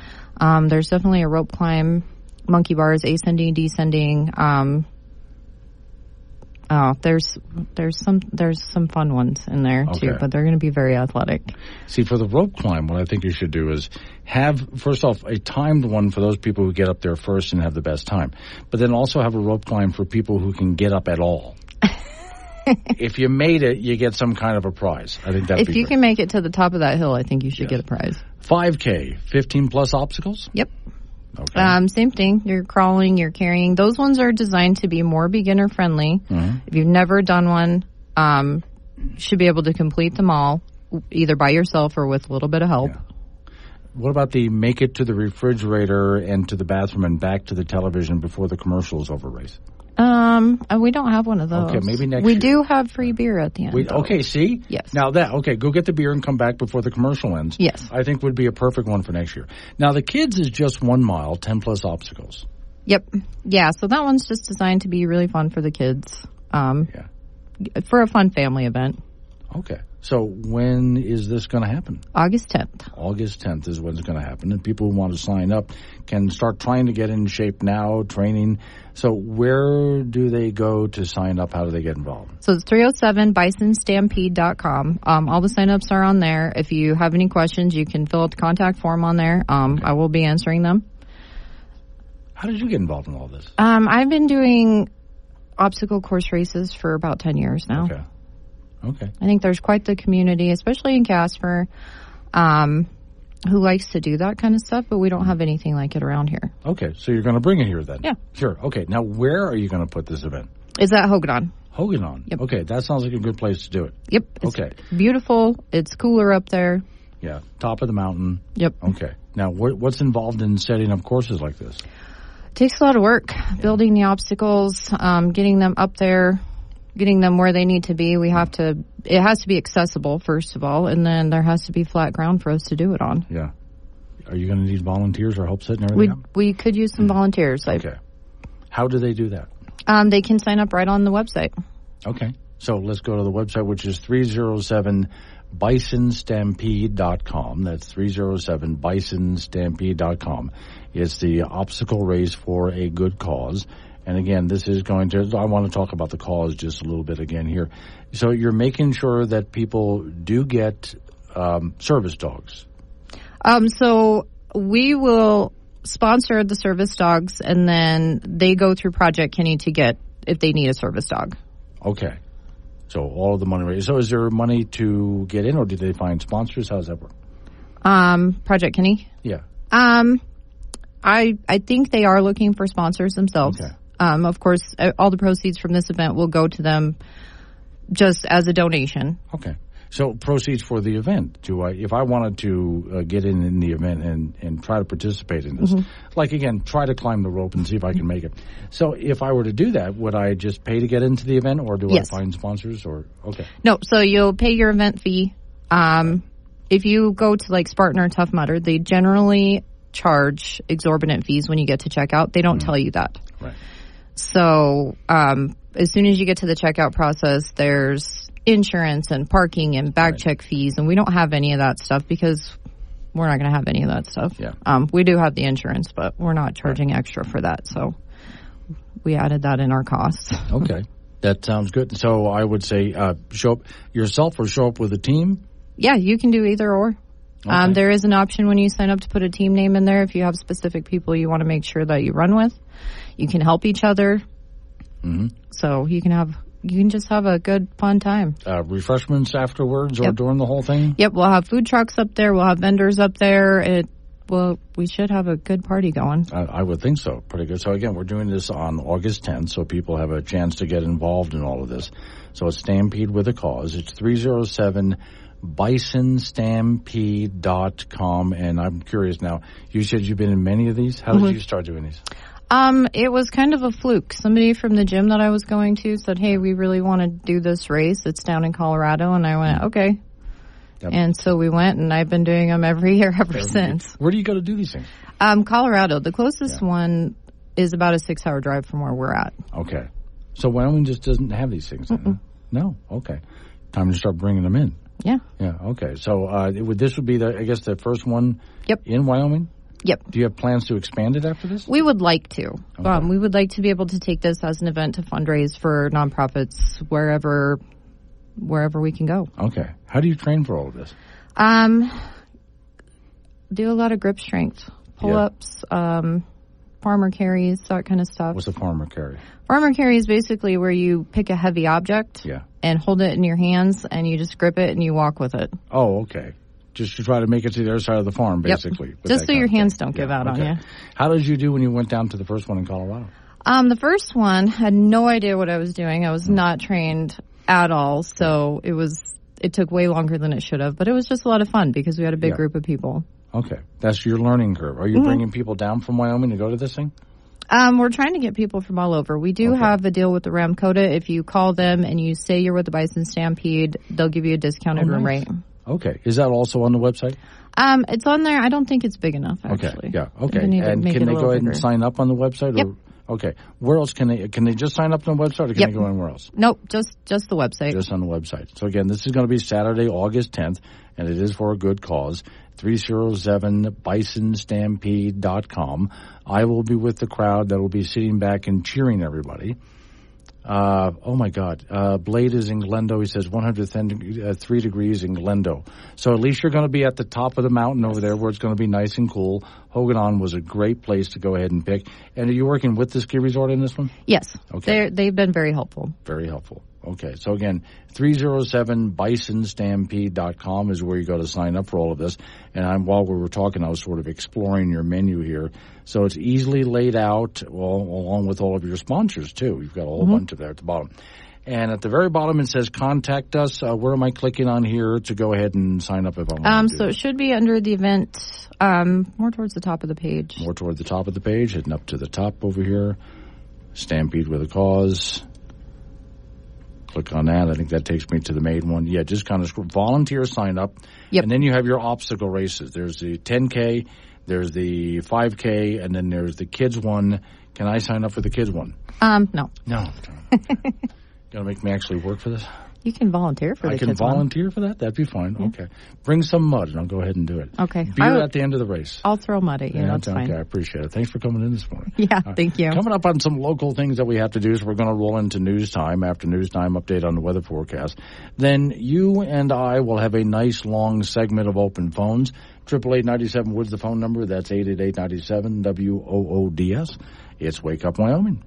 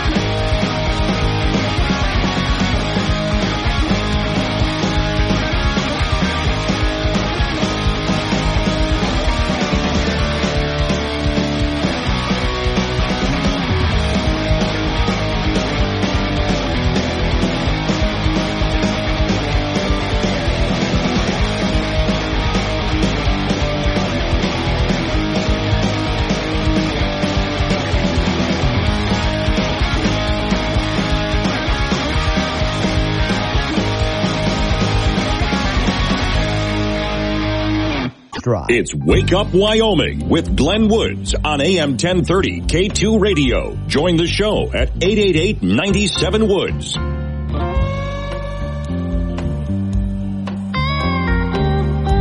All right, guests done. Back to the regular scheduled program. 888-97-WOODS, the phone number. That's 888-97-WOODS. It is open phones now, so you can talk about what I'm talking about or change the subject. Go back to Blade, who's listening in Glendo. 103 degrees at Glendo at the Overlook yesterday, Glendo. Wow, 103. Yeah, that's warm. And I did have some friends of mine who said, hey, you want to go to Glendo this weekend, do some swimming? No. I know the water's nice and cold. I'm not going to sit there and roast, and I like Glendo. It's a great reservoir. Love the little airstrip there, too. But okay, a couple of things I want to get through, but you can go ahead and either text me by using the Wake Up Wyoming app. Just hit the chat option. Or 888-97-WOODS. That's 888-97-WOODS. Quick side, I'm not going to dive into this a lot. Democrat Party is, of course, in panic mode. And a lot of Democrats, especially big donors, are dumping on Biden right now. So remember the press secretary, Jen Psaki, which sounds like something when you're at a Chinese restaurant that you put on your rice, your fried rice, Jen Psaki. But anyway, it's actually, Jen Psaki is a Native American word, means lying redhead. So she was able to get some kind of an MSNBC television show out of it. And she talks about the best alternative to Joe Biden, but is afraid that America is too sexist and racist. Yeah, because she thinks Kamala Harris would be the best person to replace Joe Biden. But you are too sexist and racist to go for it. That's your problem. How dare you? All right. Next one. 26 states. This is a completely different topic. 26 states now require a personal finance class in high school. But is it too little, too late, says the story. California, I got to find out what other states is Wyoming one of them. California just became the 26th state to require high schoolers to take a personal finance class in order to graduate. Mandating these courses in public education, the story says, is widely supported, but has taken the country a long time to implement. According to Next Gen Personal Finance, only 5 states have the same requirements as a few years ago. Students who take the one-semester course will experience, they say, about $127,000 in lifetime benefit. So, okay, let me see. There's a bit of an interview here with this. They talk about how it's fantastic news and so on. Okay, I can go on all through the interview, but I don't think I really need to. I just want to find out, does Wyoming have one of those, since I'm in the state of Wyoming? To my sister in Florida, if you're still listening, I don't know, does Florida have one of those personal finance courses? It's a good idea. Here's what I would do, though. Starting from an early age, let's start teaching young people, first off, what money is. As I've talked about many times in this program, people get through elementary school, middle school, high school, and they don't even know what money is. We have people in government right now. In fact, Obama's personal financial advisor, well, his financial advisor, not just personal, but for the nation, actually believes that America can never go out of debt because we just can print more money. So there's no way that we can go out of debt because we can print all the money we want. And people who believe that don't even understand what money is. And yet there's a lot of people who go through life having no idea how to take care of their personal finances, so they're never saving for emergencies or retirement or anything like that. They're constantly putting things on credit cards. In fact, the Dave Ramsey Show, which is on the radio stations that carry this program here. Dave Ramsey actually, I think, is a very important show for a lot of people to listen to because people get out into the real world and they're running up their credit card debt. In fact, they think that everything they buy, they have to buy with debt. If you're going to buy a car, you have to have payments. You can't buy a car without payments. That's not possible, right? Everything they do, they have to go whip out the credit card and make payments on the thing. And so they wind up in massive debt. In which case, Dave Ramsey shows on a regular basis that if you're making enough money, and you should be making enough money, that for no reason should you ever get yourself into debt. But especially make sure you're in a position where you're making enough money so you don't get yourself into debt. How to handle finances, your own personal finances. When to spend, when to hold. How not to spend on all sorts of junk, too. I mean, just good strategies for that. I'm glad that 26 states have this. I worry, though, that it's only a one-semester course. Because this is something I would like to see young people have as a course several times while going, not just 1 year, one semester, but going through school. Every so often they have to take a course on personal finance. But also just in general, what is capitalism? What is money? Things like this. Because when they get to college and they still don't know what money is, it's understandable that they don't because in many cases their teachers don't. Fred is in Platte County. Hello, Fred. Good morning. I'd like to add 2 more courses if we could talk the world into teaching them. Okay. Civics. Right. And etiquette. Yes. Those things used to be standard in school. Yeah, I don't care about Latin or anything else I had to learn, which was fairly useless, other than at parties it was interesting to be able to quote things in Latin and people always thought it was funny. Yeah. But etiquette and civics, I think, are absolutely required, as well as personal finance. All right. Thank you, Fred. I appreciate it. Calling from way over there in Platte County, and Frank is in Casper. Well, at least in Toronto County School District requires it. That's good, because I don't know, does Wyoming schools require a class in personal finance? But yeah, I remember in my younger years, I did have, in one of the schools I went to, they did have a class in basic etiquette. And basic etiquette can even just be how to be polite to each other, how to be civil, How to not be a jerk. Those kinds of things. So, yeah, classes in etiquette, I think, are really important. Finance, of course, as well. But no, Fred, you're absolutely right. There's a few things, civics too.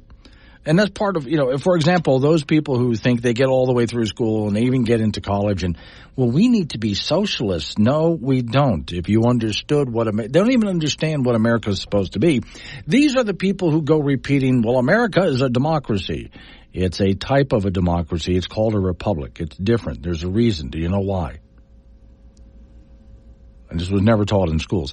These are things that I would rather teach in schools instead of a lot of the garbage that we're teaching right now. We got rid of a lot of really good courses in school and put all sorts of garbage in its place, and we're reaping the rewards of that. Morning, Paul. Paul sent me, God bless America, right? Dave Ramsey is proof positive how much money you can make by teaching when it comes to money. No, you're absolutely right about that.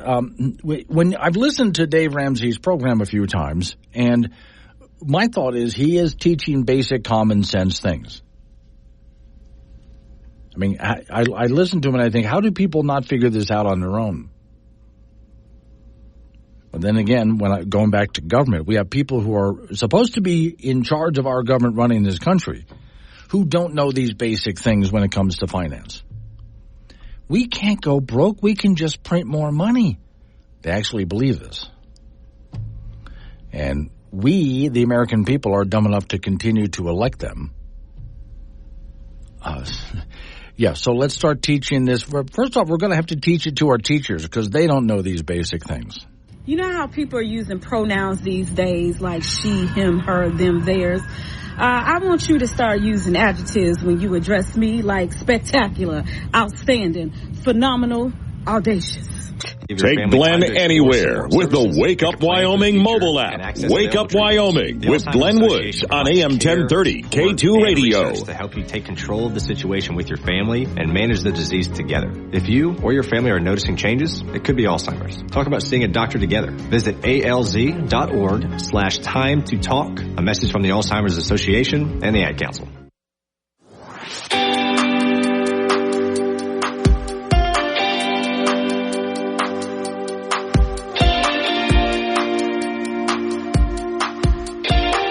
$8:49 is the time. Off we go to the icebox to talk to Frank Gambino. Okay, Frank, in my list of useless stories that I saved just for you. I know. Okay. How many are there? Oh, infinite amount? Oh, my Lord, I have stacks. We'll never run dry. An Ohio man. Yes. You're not going to believe this part. His name is Matthew Pancake. His last name is Pancake? Yes. Was arrested outside of a pet store at 5 a.m. with hamsters in his pants. I don't even know what to say after that. I would bet that was exactly the reaction of the police officer at the time. Yeah, what are those hamsters doing in your pants there, Mr. Pancake? Yes, right. Tuesday, after the man had broken into several stores, including a pet store, from which he stole a few hamsters that were later found in his pants. Where do you put them? I guess in your pockets? I don't know. Oh, yeah, and don't they get squirrely around in there and then kind of itch or something? So, now, imagine being the police officer. Officers were called to Roosters. Then it talks about where it is. Upon arrival, they discovered the restaurant was broken into. Video evidence shows a man with long hair wearing a leopard print pajamas outside of nearby. I mean, you're not making this stuff up. No, I am not. I swear. Police recovered 2 dogs, multiple birds, and hamsters, and at least 2 bunnies. The hamsters were in his pants.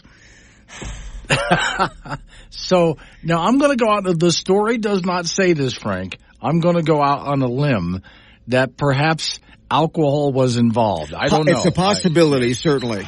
All righty. College football, the Mountain West Conference having their media day in Las Vegas this week, and the preseason Mountain West football poll is out, and the Wyoming Cowboys are the preseason number 6 team out of 12 teams. Boise State is rated first, UNLV second, Fresno third, Air Force fourth, CSU fifth, and then there's Wyoming, and then after that it's Utah State, San Diego State, Hawaii, San Jose State, New Mexico, and Nevada. Cowboys had 3 players make first-team preseason All-Mountain West Conference. Defensive tackle Jordan Bertinoli, who was a Casper native, the tight end John Michael Gellenborg, and offensive guard Jack Walsh. Pretty good.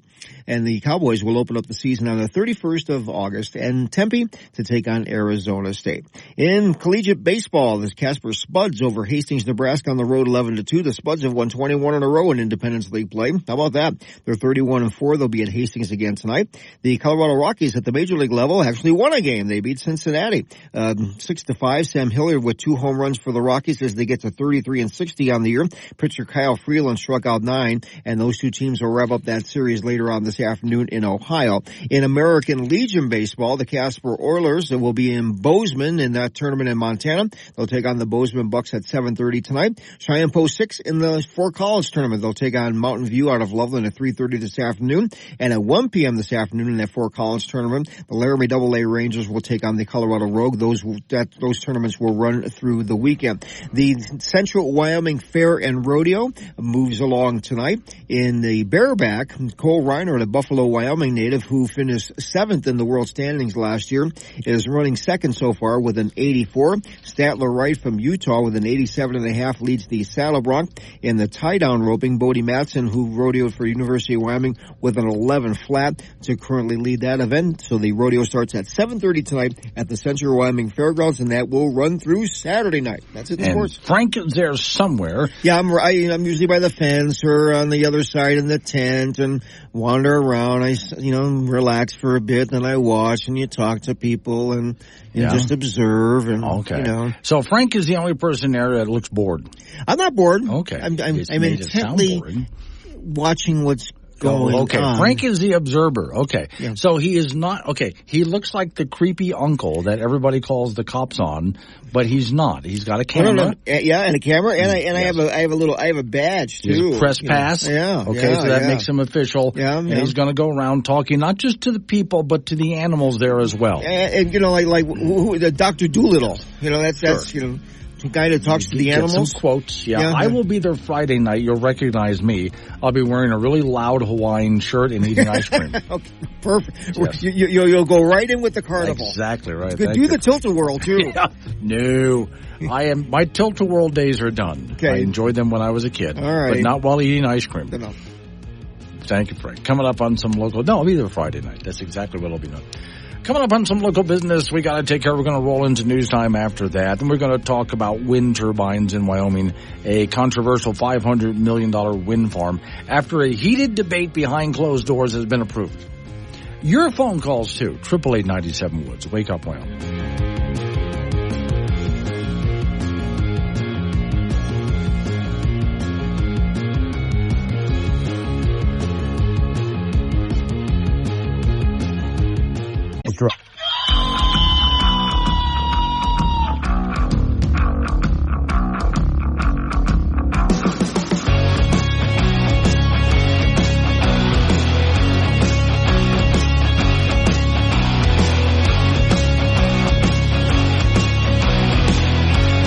Six the time. It's Wake Up Wyoming. It is a Thursday, and I swear I can see the weekend from here. Today's show is sponsored by Do-It-Yourself Pet Taxidermy Kit. You'll never have to say goodbye to Mr. Sprinkles again. Just forget that whole movie, Pet Sematary, Stephen King novel, and so on. You don't want to go there. Warning, this show contains reference to guns, liberty, limited government, low taxation, the cult of climate change, free thinking, cigar smoking, short people, rubber chickens, Karen's bureaucracy, liberal buzzwords, tour runs, traffic, toilets, terrible jokes, and more. No apologies will be issued. Guest callers may express any opinion they want without fear of being canceled. Unless you're a loudmouth jerk like Dave, then Glenn will hang up on you. Strap in, hold on to your coffee, and feel free to participate. This disclaimer does not refer to every person named Dave. Just one particular Dave from San Francisco. We know a lot of Daves. They call this show all the time, and they're great people. So don't call this program and complain that we use your name. That would be a real Dave move, Dave. So real quick before I get into, because I got quite a few things, and you can interrupt me by 888-97 Woods. We are into hurricane season. We've already had one. And, of course, it had nothing to do with climate change. It's just hurricane season. This is what happens. So the reason hurricanes and cyclones have human names, there used to be a joke. they were all hurricanes, all named after women. And then somebody would ask, why don't they have any hurricanes named after men? Have you ever heard of a hurricane? But now they have male and female names. That was the old joke anyway. This says the reason hurricanes and cyclones have human names is due to a meteorologist who started naming them after politicians that he disliked, allowing him to say they were causing great distress and wandering aimlessly. So there you go. Your hurricane season fact. Now, I real quick was talking last hour. There are 26 states that offer in the classroom for kids a basic personal economics class, how to deal with your own finances, like the talk host Dave Ramsey. And I said, I would like to make sure that apparently it does some classes in Wyoming. We teach that. Good. Because kids need to learn how to handle money. I think that's an important thing, even what money is. So RH in Wiggins, Colorado. Glenn, I'm skeptical how some states and districts, California, for example, how they might teach personal finances. Will they truly teach real economic basics and principles? Or will the curriculum be riddled with social justice BS and bad economic teachings, like what has poisoned so many other academic categories? And I agree. I think that you're absolutely right. I think that probably California would just teach, give your money to government and everything will be fine. And we got a call off of that gentleman in saying we should also teach things like civics in school. So to that, Becky, who's in Cheyenne, says, civics, please. I had to explain to a fifth grader, she said, why we celebrate the 4th of July, and high schoolers had to explain to them that government can't take over the country because the third-tier system, how it works, and these kids should know these things. So in other words, the president can't just declare himself a ruler, and no, he can't just tell you what to do. Government's not supposed to tell you what to do. They're not here to provide for you either.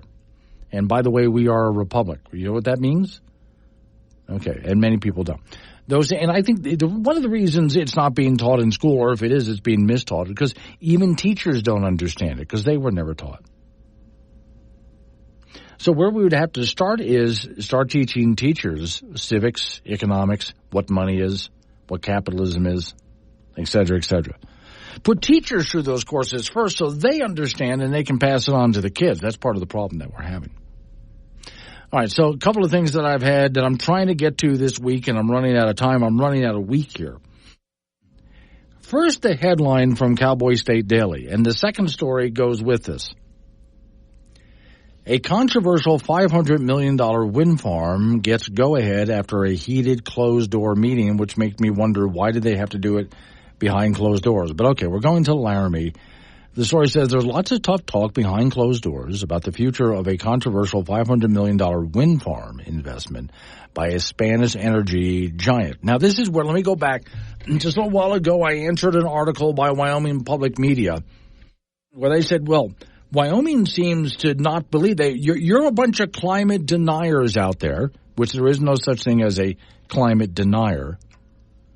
We all know the climate changes. It's a matter of what's causing it is the discussion.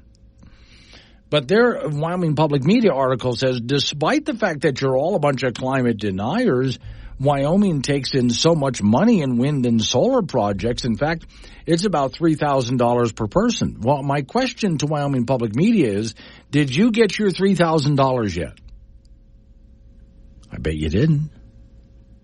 And the reason why is most of these companies that are building wind and solar projects and doing carbon sequestration in Wyoming, most of them are not even Wyoming companies.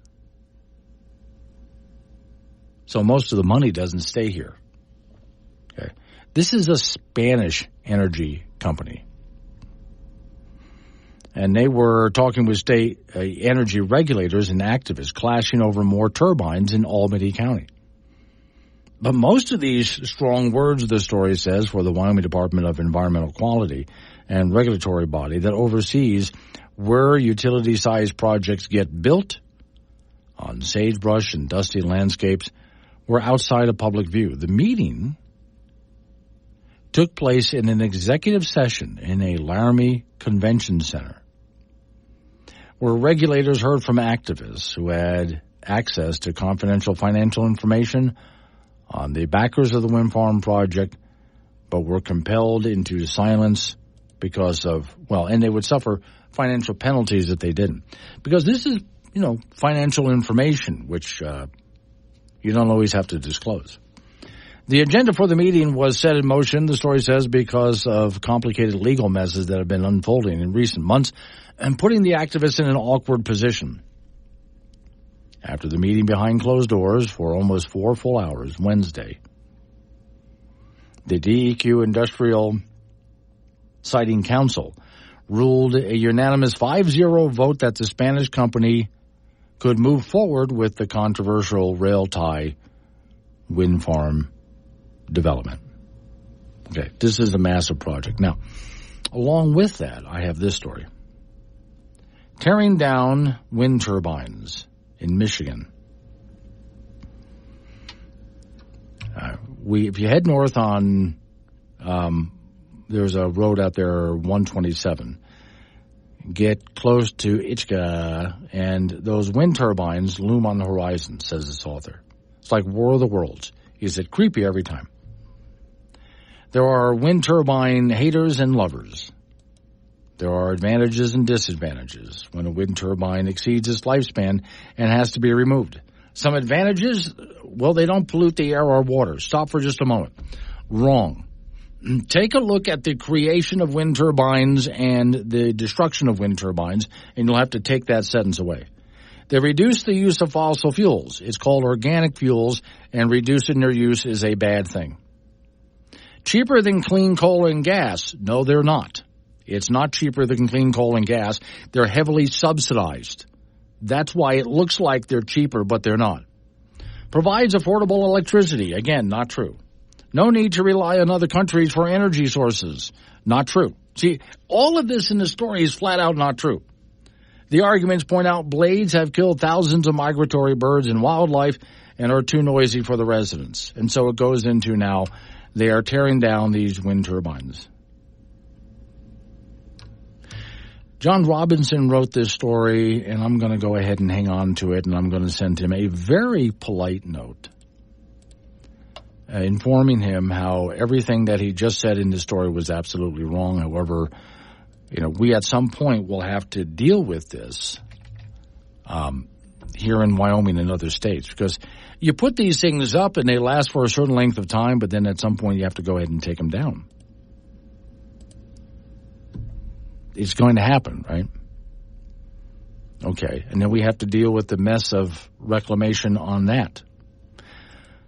Let's Wake Up Wyoming. Hello, I finished my free trial of adulting. I'm no longer interested. I'd like to cancel my subscription. Is there a manager that I can talk to? Admit it, you were hoping somebody would say that. Got something to say to Glenn? Use the chat on the Wake Up Wyoming mobile app and get your opinions straight to the studio with K2 Radio. I'm going to have to explain this, and Mary, I don't mind throwing you under the bus because it's always fun.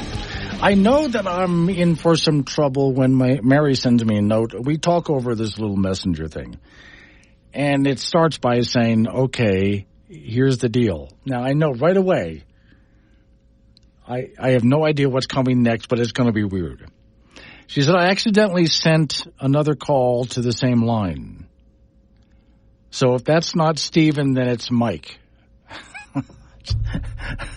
Okay, so I already have line 1 locked down here. So on line 1, is this Stephen or Mike? Who's been on hold all this time?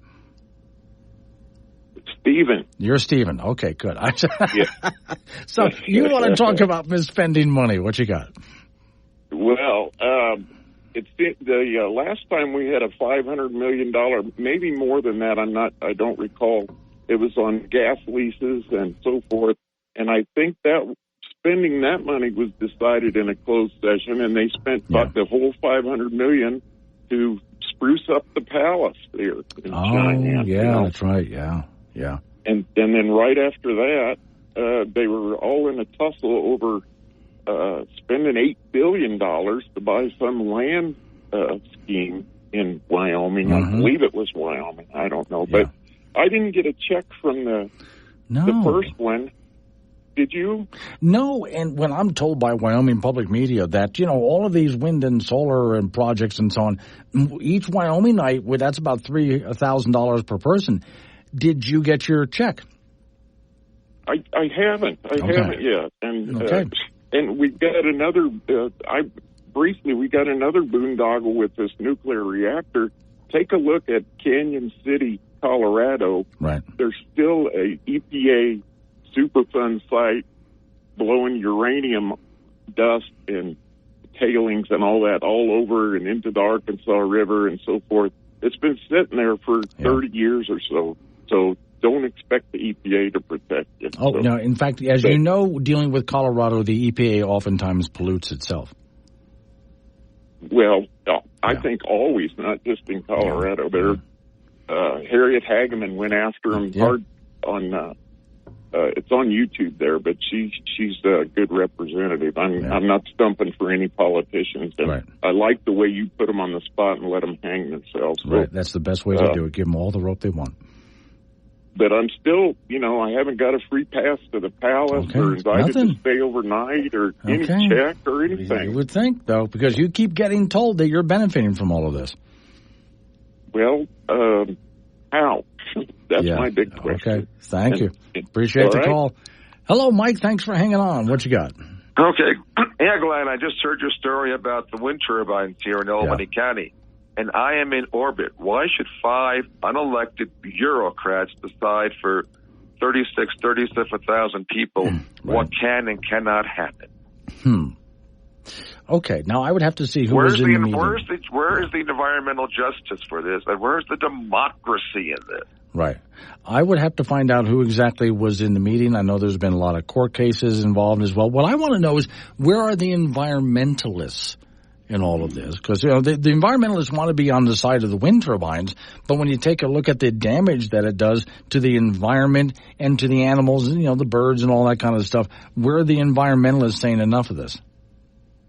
Yeah, I mean, the Wyoming DEQ was just the Wyoming EPA. That's all they are. Yeah. But what I would like, speaking of environmental justice and democracy, and I'm serious about this, I'd like to know, how could we get a constitutional amendment that requires a special election with the people who live in that county to approve these projects and not unelected bureaucrats? Okay. How do we do that? I know that there have been some, the county had to get involved and stuff like that. But then what you're talking about, it goes beyond that to the state of Wyoming has to get involved. And in every step of the way, the people who actually live out there have just been stomped on. So. And who's stomping on them? Sounds like bureaucrats. Sounds like people we can't get out of office. Yeah. In fact, this reminds me of something. Every so often when we talk about oil companies, the environmentalist always has to talk about big, greedy oil companies. Well, what about wind and solar? They're big and greedy as they take taxpayer money to subsidize all of these projects out there. Without the subsidies, these projects wouldn't be here. So who's the big greedy now? Yeah, you're right there. Yeah. I haven't gotten my $3,000 check yet either. Okay. Well, I'm sure. I'm waiting. I could use it. Mike, just go ahead and hold your breath. It'll be there anytime. Oh, I'm sure it will be. Yeah, all right. Thanks for calling. So, no, I think I've complained about this. It's been a while. So, you want to complain about big oil? Fine. Let's talk about big wind and big solar. And it's like that article I read just a little while ago that mistakenly said that, well, wind and solar, it's cheaper. No, it's not.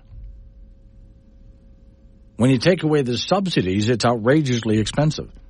And when they say, well, electricity is cheaper with wind and solar, then why does the cost of electricity keep going up? Especially when you look at places like Europe and California, to name two places, where it's outrageous how much they pay for electricity, and yet they're trying to go all wind and solar. Well, the more they install wind and solar, the more expensive their electricity gets. So how, explain to me, please, is this stuff cheaper then when the price keeps going up the more we get into it? And let's not forget, as we get into this weekend, it's going to be a hot weekend. We're going to have some really high temperatures. We'll be in the hundreds and so on. And it's going to be so hot, the wind's not really going to be blowing much anywhere, which means the wind turbines will not be turning. So that's not what's keeping you cool. If you're inside, protected by the air conditioning, remember where that power is coming from. It's not coming from the wind turbines. They're not moving. They won't be this weekend. We had the same conversation when it came to wintertime, and temperatures got into the negative numbers. And I reminded you, if you're nice and toasty, warm in your house. It's not because of wind and solar, because those things are not producing. What's keeping you nice and warm and toasty in the wintertime is coal and natural gas. That's what's going to keep you cool this weekend as we get temperatures into the hundreds. Local news coming your way. Weather forecast after that. Wake Up Wyoming.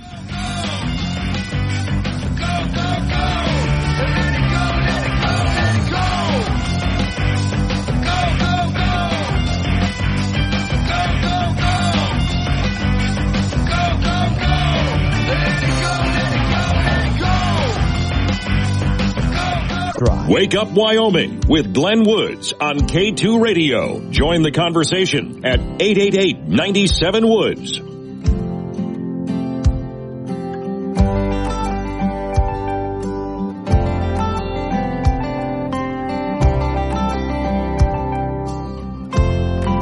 .36 the time. It's Wake Up Wyoming. Every so often we get into conversation here about artificial meat, lab-grown meat. Okay. Here, just to be fair about it, here's my personal impression. Let's go back, not just lab-grown meat, but let's go back a little ways. Some years ago, the idea of just a veggie burger came out, and they were not trying to tell us, well, you need to eat this to save the planet. It was just it looked like a hamburger patty, but they flat out said it was made by vegetables. And they were not trying to make it taste like hamburger meat. It was something different.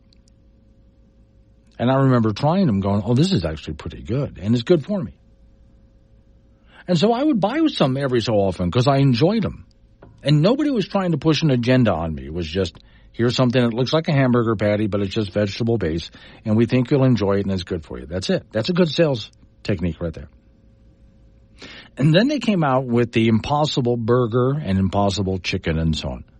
And this stuff is made out of all sorts of organically grown vegetables and oils and stuff like that. And it's supposed to smell and look and taste like meat, but it's not. And I tried it, and, you know, it didn't taste bad, but I also took a look at the ingredients in there, and I said, not exactly healthy for me. And people who are trying to reduce their imprint on the planet, and I don't necessarily mean CO2, but let's include that too. I'm sorry, but this is not better. It's not. Then comes the idea of lab-grown meat. Now, lab-grown meat is basically, it grows in a laboratory the same way it would on the animal, just no animal involved. They're growing cells, is what it is. Headline, CNN researchers finds a new way to make lab-grown meat taste like the real deal. It may look like pink Jell-O, but scientists hope this new invention would revolutionize meat. Researchers in South Korea, at least it's not North Korea, say they've developed a new way to make lab-grown meat taste like the real deal. It looks like a transparent bubble of pink gum, like a pink Jell-O. It's called cultured or cell-based meat. It's emerging as an alternative to conventional meat, offering the same nutritional benefits and sensory experience. And here we go, without the carbon footprint. A CO2 footprint is a good thing. CO2 is not a pollutant. This would be a dead planet without it. It's okay to have a carbon footprint. It was made by cultivating animal cells directly into the lab in a 3D structure called scaffolds, and it explains how they would 3D print this whole thing. And to me, it does kind of look like a transparent pink Jell-O. And my answer is, you can go through all of that work if that's what you want to go through in order to make something. And here's the deal. They can't get us to stop eating meat because we like it. That's why they're doing all of this. They've offered everything to us. They've even offered eating bugs or maybe just a burger made from vegetables, but we're not going for it because we want our meat. Man, they're really going out on a limb here. And fewer people are buying the carbon footprint article. I've got a better idea. Well, there's so much waste in the world, and finally it dawned on us, why go to the grocery store when we've got this portal in the backyard that's constantly spewing raw meat? As soon as the meat comes flying out of the portal, we clean it, wait for it to stop ringing, and then we cook it.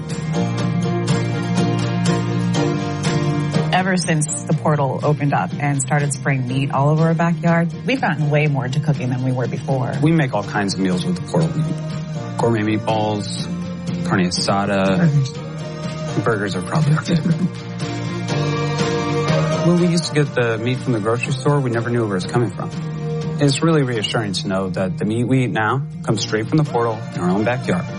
No GMOs, no preservatives, no bones whatsoever. Just raw, fresh meat from an unidentifiable animal. And so much blood. All right, just hungry. The portal meat is fresh, it makes us dream in black and white, and it tastes great.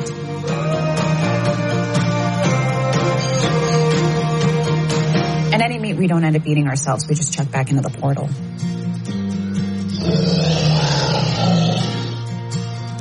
We're pretty much 100% waste-free now. Yeah, just about. Feels great. Cheers. Cheers. Okay, a couple of things. Some people texted me, hello, Micah. Maybe president's not leaving office now as a fad? Okay. Smokey and Casper, and by the way, when a windmill is taken down, the concrete is not removed. As far as I understand it, that is the case. Also, Jay and Casper, Jay, you win the comment of the day. This is great. And now you've got me thinking.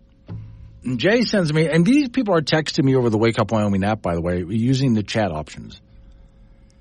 He writes, how long do you suppose it will be before government claims ownership of the wind that blows and the sun that shines? Well, they're trying to do that now with water. Okay? And yes, at some point they'll even tax us for that. And God forbid you should do anything that disrupts the flow of wind or sunshine, because that's where we're going to get power from, right? Oh, no, I can see it. If government is trying to claim, and you've heard about the EPA doing this, the EPA wants control over all water of the United States, all of it. Even if you have a little pond in your backyard, they want that. They want control over that. So as they start to rely more on wind and solar, can you imagine? As they start claiming ownership over that. And then start writing rules and regulations. I think you're onto something there. It's Wake Up Wyoming. He's not a politician, but his pants are on fire. Could someone grab an extinguisher? Wake Up Wyoming with Glenn Woods. 9:48's the time. It's Wake Up Wyoming. Off to the icebox we go. Frank Gambino is waiting by. Frank, there's a listener to this program named Joanne, who I have to envy the stuff that she posts on her social media. Okay. And I would like to read a few of these. Okay, go right ahead. I choked on a carrot this morning, and all I could think about was, I bet a donut wouldn't have done that to me. I'm thinking of other things, but that's okay. Yeah, okay. I folded my laundry. Third load of laundry, and contemplating becoming a nudist. Then I remembered what I looked like naked and kept folding. See? That makes a lot of sense. Yes. Okay. Wanted someone to hand feed me Doritos so my fingers don't get orange. No weirdos. Okay. Yeah. I think that's the stuff on your fingers is a badge of honor. You can actually they sell these little things that you can pick up Doritos. It depends on how you want it. Do you want like little tongs, or do you want these little rubber pieces that go on your fingertips so you can eat? Maybe like a long-nosed pliers. Yeah, something like that, yeah. Okay. This morning I saw a neighbor talking to her cat. It was obvious that she thought her cat understood her. I came back to my house and told my dog, and we had a good laugh. Oh, okay. Okay. People do talk to their animals. They do. Okay. And matter of fact, sometimes the animals talk to their owners. Do you talk to your cat? All the time. Does your cat talk back? Sometimes. Okay. Okay. Joanne writes, okay, business idea for zoos. Instead of removing the African gray parrot from public view when they swear, make it a 21-plus beer garden and put them there. I want to hang out with the swear birds. Oh, you would get a lot of people in that beer garden. Oh, my God, that is a brilliant idea. And but then the people, after a few beers, are going to teach these birds new words, which will attract new customers, so they sell more beer and get new words. Okay. Let me see. It's that time of year where people say it's too hot for coffee.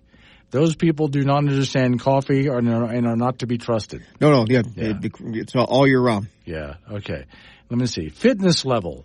Pulled a muscle in my butt, just crossing my legs. Get out the Bengay. Yes. Let me see. Oh, this was really good. It's an old-fashioned hand crank window. Yeah. And it has arrows. AC on, AC off. Yeah. You see? I'm going to have to do a post about Joanne's post because I think she's just brilliant. I agree. All right, we'll talk about college football. The Mountain West Conference having their media day in Las Vegas this week, and the media had their first preseason poll out. Boise State rated first to start the season, UNLV second, Fresno third, Air Force fourth, Colorado State fifth, the Wyoming Cowboys sixth. It's not bad. It's not great, but it's just a poll. Followed by Utah State, San Diego State, Hawaii, San Jose State, New Mexico, and Nevada. The Wyoming Cowboys did have 3 players make the preseason All-Mountain West Conference team. That's really good. Defensive tackle Jordan Bertinoli from Casper is one of them. John Michael Golenberg, tight end, is the other guy. And the third guy is offensive lineman Jack Walsh. The Cowboys open up the season on August the 31st at Arizona State. The Central Wyoming Rodeo continues tonight at the fairgrounds in Casper. So far in the bareback, Cole Reiner from Buffalo, who with an 84, and he's in second place. He was seventh in the world standings last year and third in the NFR. In the Saddle Bronc, Statler Wright of Utah, among the Wright clan, have a 87.5 to lead that event. And Bodie Matson, who rodeoed at UW at 11 flat and had the best time on Tuesday in the tie-down roping. The rodeo continues at 7:30 tonight at the Central Wyoming Fairgrounds and runs through Saturday night. Major League Baseball, the Colorado Rockies over Cincinnati yesterday 6-5, a rare win for the Rockies, who are 33-60. Sam Hilliard hit 2 home runs for Colorado, and Kyle Freeland struck out 9 on the mound. Those 2 teams will wrap up that series today in Ohio. Collegiate Baseball, the Casper Spuds over Hastings, Nebraska yesterday on the road 11-2. The Spuds have won 21 games in a row. They're 31-4. Incredible. And they will be at Hastings again tonight. And in American Legion Baseball, the Post 6 Cheyenne Sixers in the Fort Collins tournament, they will take on Mountain View from Loveland, Colorado at 3:30 this afternoon. Laramie AA Rangers have a 1 o'clock game against the Colorado Rogue, also in that Fort Collins tournament. And the Casper Oilers way up north in Montana in the Bozeman tournament, and they will meet the host Bozeman Bucks at 7:30 this evening, and those tournaments will run through the weekend. That's it in sports. I love this next one Joanne has. Not to brag, but I just got hired as a fitness model. I'm the before picture. Well, you're only doing half the job. Well, hey, how many people can say they've been hired as a fitness model? And she would be the first one. Yeah, she would be the first. Okay. Yeah. All right. Hey, have fun out there at the rodeo. Coming up on some local business that we have to take care of, folks. We're going to roll into news time after that. National, local update on the weather forecast. I'm going to go to Joanne, and I'm going to say I want to take down some of the things that you've posted on your social media, make a post out of it for the Wake Up Wyoming site. You guys got to see the whole, daily. It's just good stuff like this. It's Wake Up Wyoming.